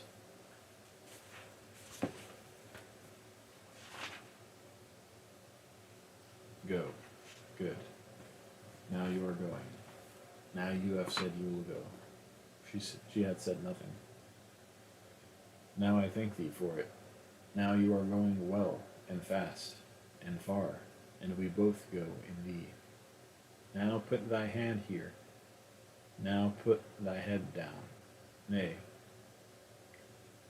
put it down. That is right. Now I put my hand there. Good. Thou art so good. Do not think more. Now art thou doing what thou should. Now thou art obeying. Not me, but us both. The me and thee. Now you go for us both, truly. We both go in thee now. This I have promised thee. Thou art very good to go, and very kind. He jerked his head at Pablo, who was half looking at him from a tree, and Pablo started over. He motioned with his thumb to Pilar. We will go to Madrid another time, Rabbit, he said. Truly. Now stand up and go, and we both go. Stand up, see? No, she said, and held him tight around the neck. He spoke now, still, calmly and reasonably, but with great authority. Stand up, he said. Thou art me too now. Thou art all there will be of me. Stand up. She stood up, slowly, crying, with her head down. Then she dropped quickly beside him, and then stood up again, slowly and tiredly, as he said, Stand up, Guapa. Pilar was holding her by the arm, and she was standing there. Vamonos, Pilar said. Dost lack anything, Inglés? She looked at him and shook her head. No, he said, and he went on talking to Maria. There is no goodbye, Guapa, because we are not apart. That it should be in the Grados. Go now. Go good. Nay. He spoke now, still calmly and reasonably, as Pilar walked the girl along. Do not turn around. Put thy foot in. Yes, thy foot in. Help her up, he said to Pilar. Get her in the saddle. Swing up now. He turned his head, sweating, and looked down the slope. Then back toward where the girl was in the saddle, with Pilar by her and Pablo just behind. Now go, he said. Go. He started to look around. Don't look around, Robert Jordan. She started to look around. Don't look around, Robert Jordan said. Go. And Pablo hit the horse across the crupper with a hobbling strap, and it looked as though Maria tried to slip from the saddle. But Pilar and Pablo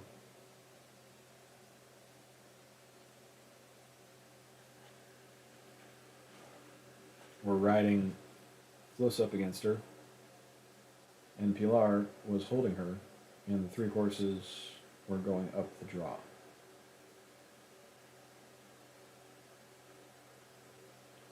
Roberto, Maria turned and shouted, let me stay, let me stay. I am with thee, Robert Jordan shouted. I am with thee now. We are both there. Go. Then they were out of sight around the corner of the draw, and he was soaking wet with sweat and looking at nothing. Augustine was standing by him. You want me to shoot thee, Ingles? He asked, leaning down. Quieres? It is nothing. No hace falta, Robert Jordan said. Get along. I am very well here. Me cajo en la leche que me han dado, Augustine said. He was crying, so he could not see Robert Jordan clearly. Salute, Ingles. Salute, old one, Robert Jordan said. He was looking down the slope now. Look well after the cropped head, wilt thou? There is no problem, Augustine said. Thou hast what thou needest. There are very few shells for this machina, so I will keep it, Robert Jordan said. Thou canst now get more for that other, and the one of Pablo, yes. I cleaned out the barrel, Augustine said, where thou plugged it in the dirt with the fall. What became of the pack horse? The gypsy caught it. Augustine was on the horse now, but he did not want to go. He leaned far over toward the tree where Robert Jordan lay.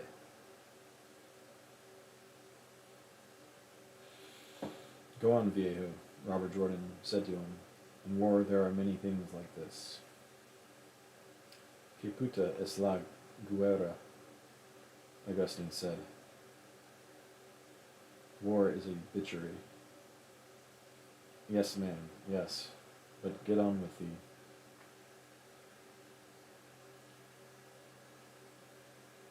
Salute, Ingles, Augustine said, clenching his right fist. Salute, Robert Jordan said, but get along, man. Augustine wheeled his horse and brought his right fist down as though he cursed again with the motion of it.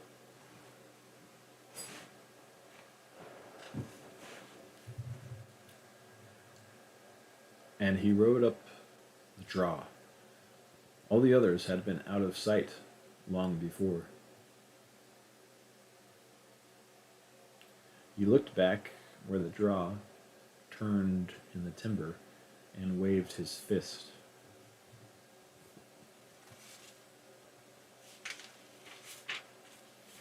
Robert Jordan waved. And then Augustine, too, was out of sight.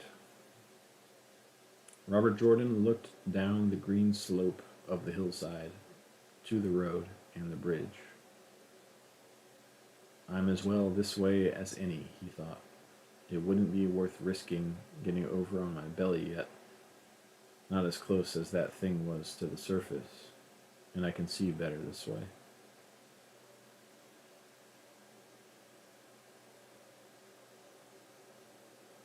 He felt empty and drained and exhausted from all of it and from them going, and his mouth tasted of bile. Now, finally, and at last, there was no problem. However, all of it had had been, and however all of it would ever be now, for him, no longer was there any problem. They were all gone now, and he was alone with his back against a tree. He looked down across the green slope, seeing the gray horse where Augustine had shot him, and on down the slope to the road with the timber-covered country behind it.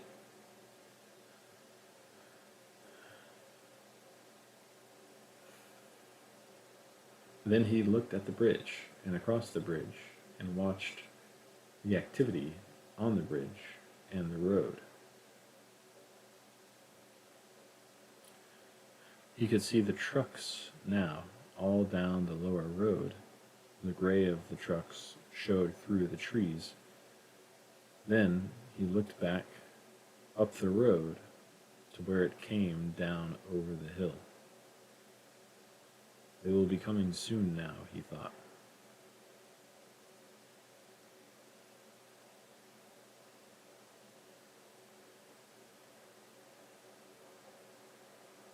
Pilar will take care of her as well as anyone can.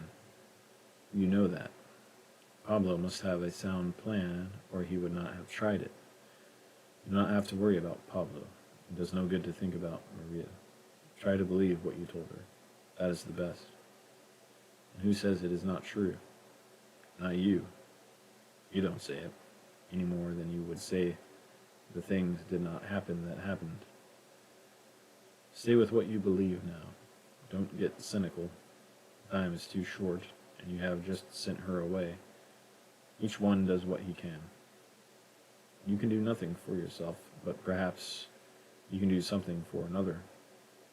Well, we had all our luck in 4 days. Not 4 days. It was afternoon when I first got there, and it will not be noon today. That makes not quite 3 days and 3 nights. Keep it accurate, he said. Quite accurate. I think you better get down now, he thought. You better get fixed around some way where you will be useful instead of leaning against this tree like a tramp. You have had much luck. There are many worse things than this. Everyone has to do this, one day or another. You are not afraid of it once you know you have to do it, are you? No, he said truly. It was lucky the nerve was crushed, though. I cannot even feel that there's anything below the break. He touched the lower part of his leg, and it was as though it were not part of his body.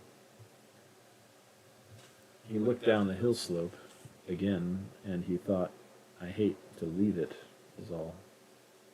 I hate to leave it very much, and I hope I have done some good in it. I have tried to do with what talent I had. Have, you mean? All right, have. I have fought for what I believed in for a year now. If we win, If we win here, we will win everywhere. The world is a fine place and worth the fighting for, and I hate very much to leave it.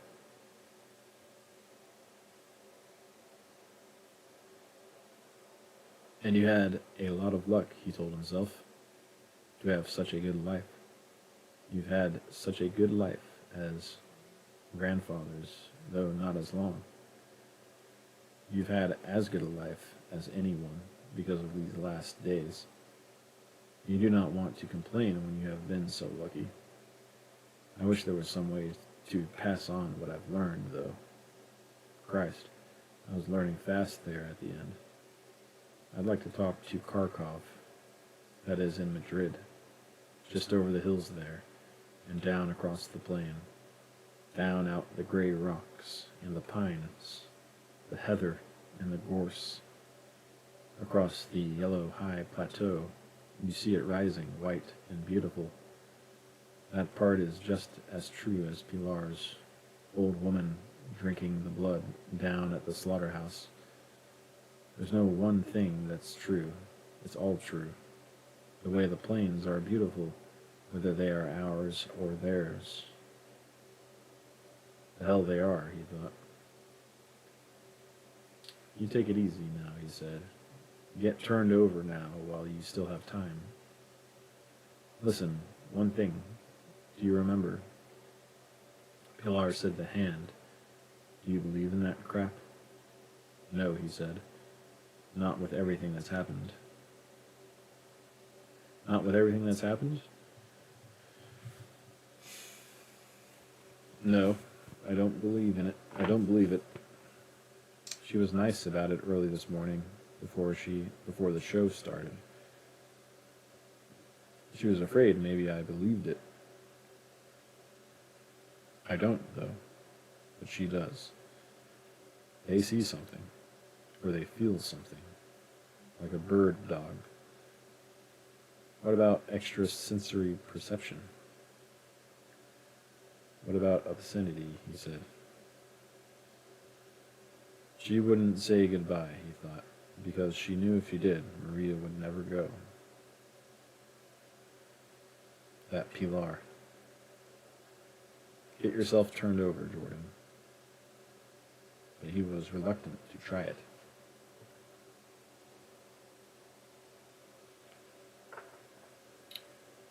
Then he remembered that he had the small flask in his hip pocket, and he thought, I'll take a good spot of the giant killer, and then I'll try it. But the flask was not there when he felt for it.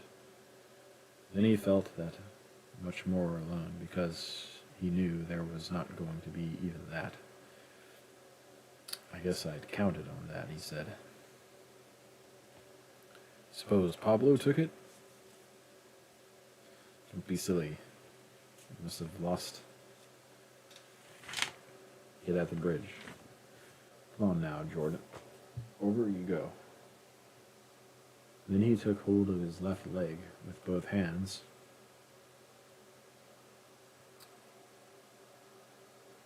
and pulled on it hard, pulling toward the foot while he lay down beside the tree he had been resting his back against. Then lying flat and pulling hard on the leg so the broken end of the bone would not come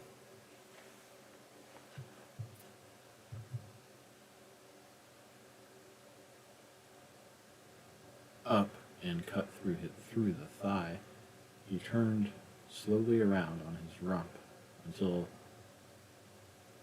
the back of his head was facing downhill. Then with his broken leg held by both hands, uphill, he put the sole of his right foot against the instep of his left foot and pressed hard while he rolled, sweating, over onto his face and chest.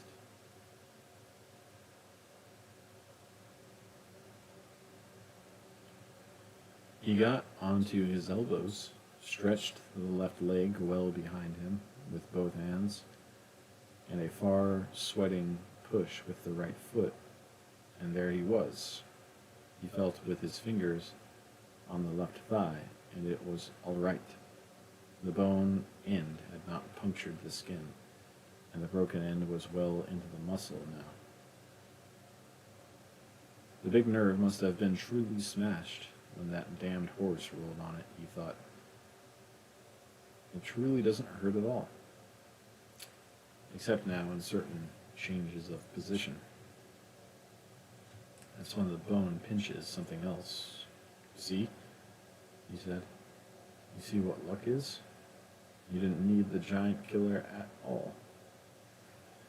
He reached over for the submachine gun, took the clip out that was in the magazine, felt in his pocket for clips, opened the action, and looked through the barrel, put the clip back into the groove of the magazine until it clicked,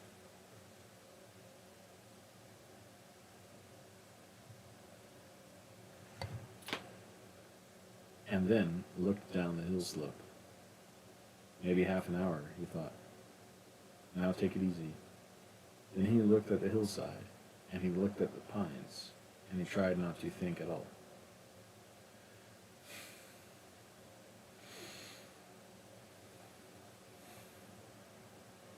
Then he looked at the stream, and he remembered how it had been under the bridge in the cool of the shadow. I wish they would come, he thought. I do not want to get in any sort of mixed up state before they come. Who do you suppose has it easier? Ones with religion or just taking it straight? It comforts them very much, but we know there is no thing to fear. It is only missing it that's bad. Dying is only bad when it takes a long time and hurts so much that it humiliates you. That is where you have all the luck, see? You don't have any of that. It's wonderful they've got away. I don't mind this at all, now they are away. It is sort of the way I said. It is really very much that way. Look how different it would be if they were all scattered out across that hill where that gray horse is, or if we were all cooped up here waiting for it. No, they're gone. They're away. Now if the attack were only a success. What do you want? Everything? I want everything, and I will take whatever I get. If this attack is no good, another one will be. I never noticed when the planes came back. God, that was lucky. I could make her go. I'd like to tell grandfather about this one. I'll bet he never had to go over and find his people and do a show like this. How do you know? May have done 50. No, he said. Be accurate. Nobody did any 50 like this one. Nobody did 5. Nobody did 1, maybe. Not just like this. Sure, they must have. I wish they would come now, he said. I wish they would come right now, because the leg is starting to hurt now. It must be the swelling. We're going awfully good when that thing hit us, he thought. But it was only luck it didn't come while I was under the bridge. When a thing is wrong, something's bound to happen. You were bitched when they gave Gulls those orders. That was what you knew, and it was probably what Pilar felt. But later, we will have these things much better organized. We ought to have portable shortwave transmitters. Yes, a lot of things we ought to have. I ought to carry a spare leg, too.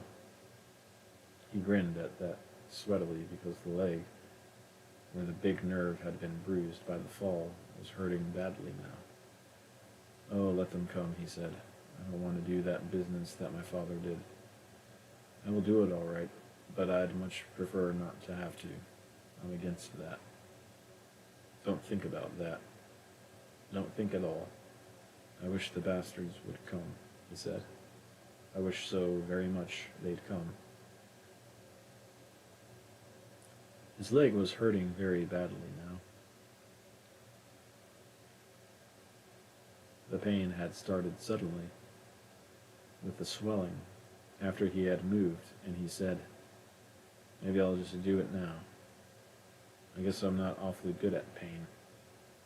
Listen, if I do that now, you wouldn't misunderstand, would you? Who are you talking to? Nobody, he said.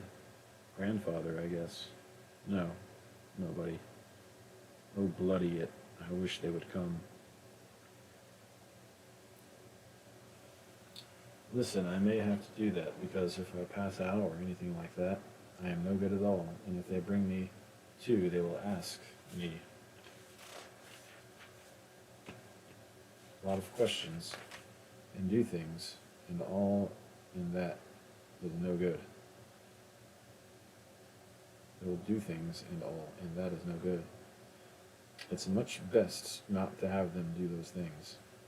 So why wouldn't it be all right to just do it now, and then the whole thing would be over with? Because, oh, listen, yes, listen, let them come now. You're not good at this, Jordan, he said. Not so good at this. And who is good at this? I don't know, and I don't really care right now. And you are not. That's right, you are not at all. Oh, not at all. At all. I think it would be all right to do it now. Don't you? No, it isn't.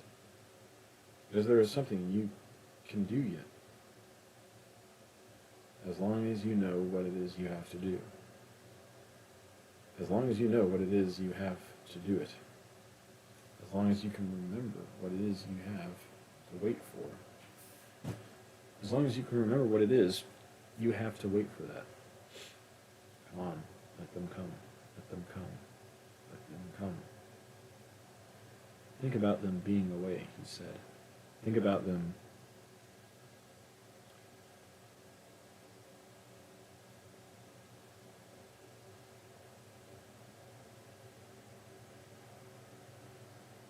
think about them being away. He said, think about them going through the timber. Think about them crossing a creek. Oh, typos in the last chapter. Think about them riding through the heather. Think about them going up the slope. Think about them. Okay, tonight. Think about them traveling all night. Think about them hiding up tomorrow. Think about them. God damn it, think about them. It's just as far as I can think about them, he said. Think about Montana. I can't. Think about Madrid. I can't. Think about a cool drink of water. Alright. That's what it will be like. Like a cool drink of water. You're a liar. It will just be nothing. That's all that it will be. Just nothing. Then do it. Do it. Do it now. It's alright to do it now. Go on and do it now. No, you have to wait. What for? You know all right. Then wait. I can't wait any longer now, he said. If I wait any longer, I'll pass out. I know, because I've felt it starting to go 3 times now. And I've held it. I held it all right. But I don't know about any more. What I think is you've got an internal hemorrhage there from where that thigh bone's cut around inside, especially on that turning business. That makes the swelling, and that's what weakens you and makes you start to pass. It would be all right to do now. Really, I'm telling you that it would be all right. And if you wait and hold them up even a little while, or just get the officer, that may make all the difference. One thing well done can make. All right, he said, and he lay very quietly and tried to hold on to himself, and he felt slipping away from himself, as you feel snow starting to slip sometimes on a mountain slope. And he said, now quietly, and let me last until they come. But Robert Jordan's luck held very good, because he saw just then the cavalry ride out of the timber and across the road. He watched them coming riding up the slope. He saw the trooper who stopped by the great horse and shouted to the officer who rode over to him. He watched them both looking down at the great horse. They recognized him, of course. He and his rider had been missing since the early morning of the day before. Robert Jordan saw them there on the slope, close to him now, and below he saw the road and the bridge and the long lines of vehicles below it. He was completely integrated now, and he took a good long look at everything. Then he looked up at the sky. There were big white clouds in it.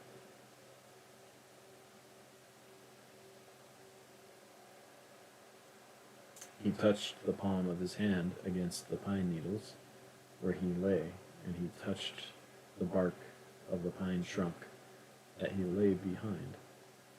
Then he rested easily as he could with his 2 elbows in the pine needles, and the muzzle of the submachine gun resting against the trunk of the pine tree.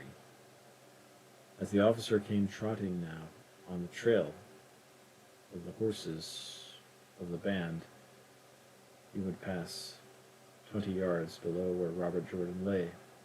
At that distance, there would be no problem. The officer was Lieutenant Berendo.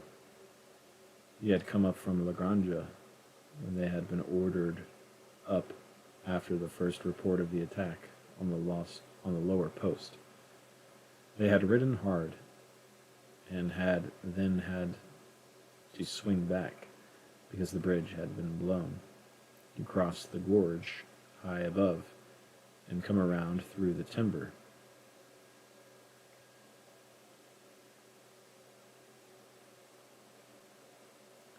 Their horses were wet and blown, and they had to be urged into the trot. Lieutenant Berendo, watching the trail, came riding up, his thin face serious and grave. His submachine gun lay across his saddle in the crook of his left arm. Robert Jordan lay behind the tree, holding on to himself very carefully and delicately to keep his hands steady.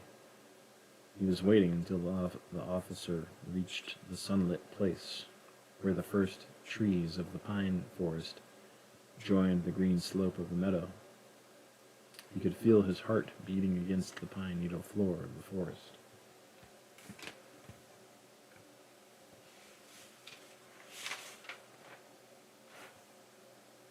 And that's the end. Feel his heart beating against the pine needle floor of the forest.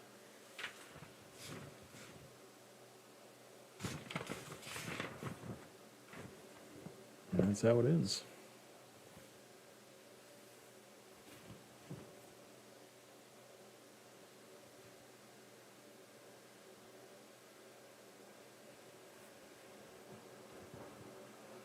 Well, that was a long one.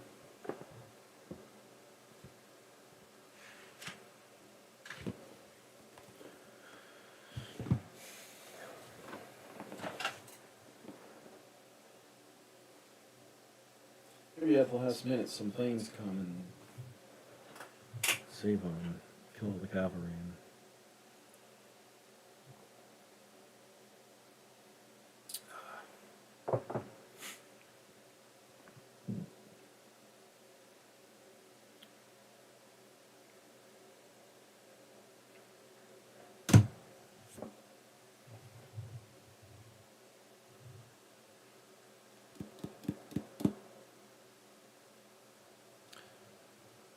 Well, next I have this. Which is a lot of stories. All his short stories.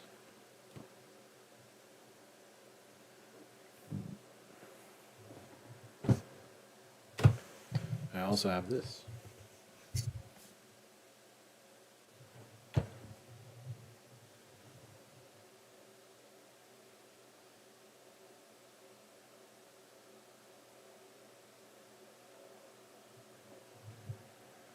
Sort of a similar volume.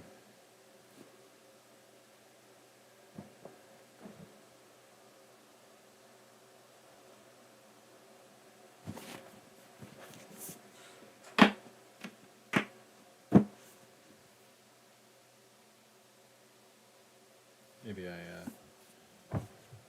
do like a short story and then an essay.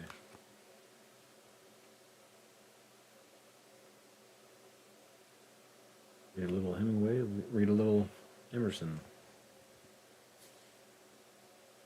A lot of these stories are, some of these stories are really short. Some of them are like 2 pages long.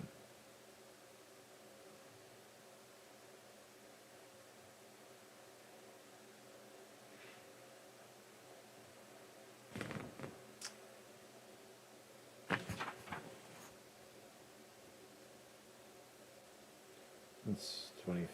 4 pages, 10 pages, 18 pages, 2 pages, 4 pages, 2 pages, 6 pages,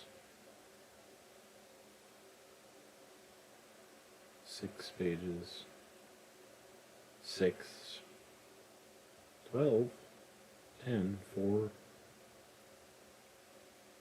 Man, these really are very short stories.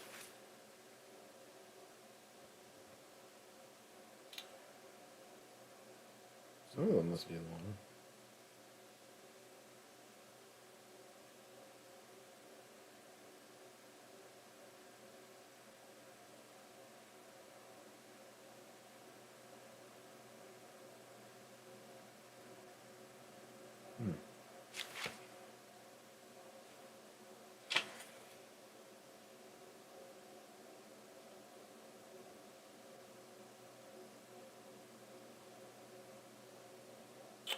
Wow. Yeah, you could read a good 3 or 4 or 5 stories like in 1 hour.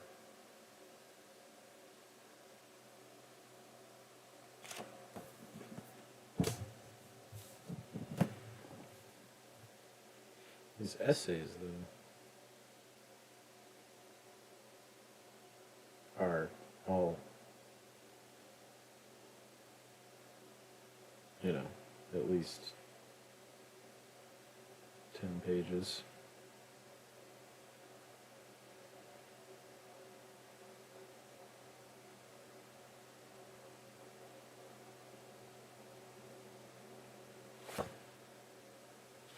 Essential writings.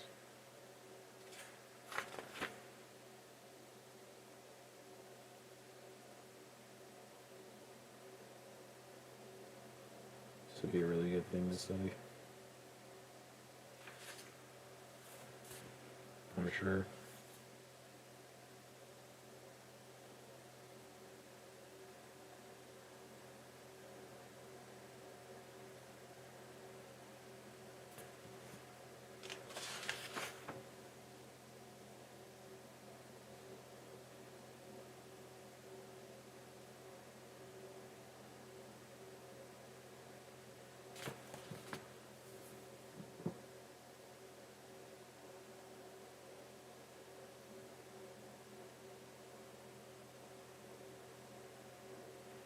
True American scholar. Emerson embraced a philosophy that championed the individual, emphasized independent thought, and prized the splendid labyrinth of one's own perceptions.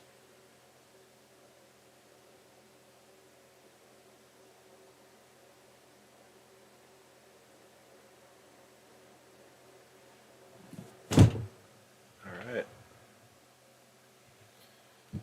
Yeah, that was all one chapter. Final chapter.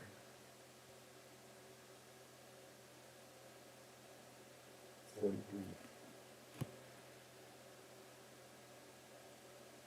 that was all chapter 43. It was 40 pages.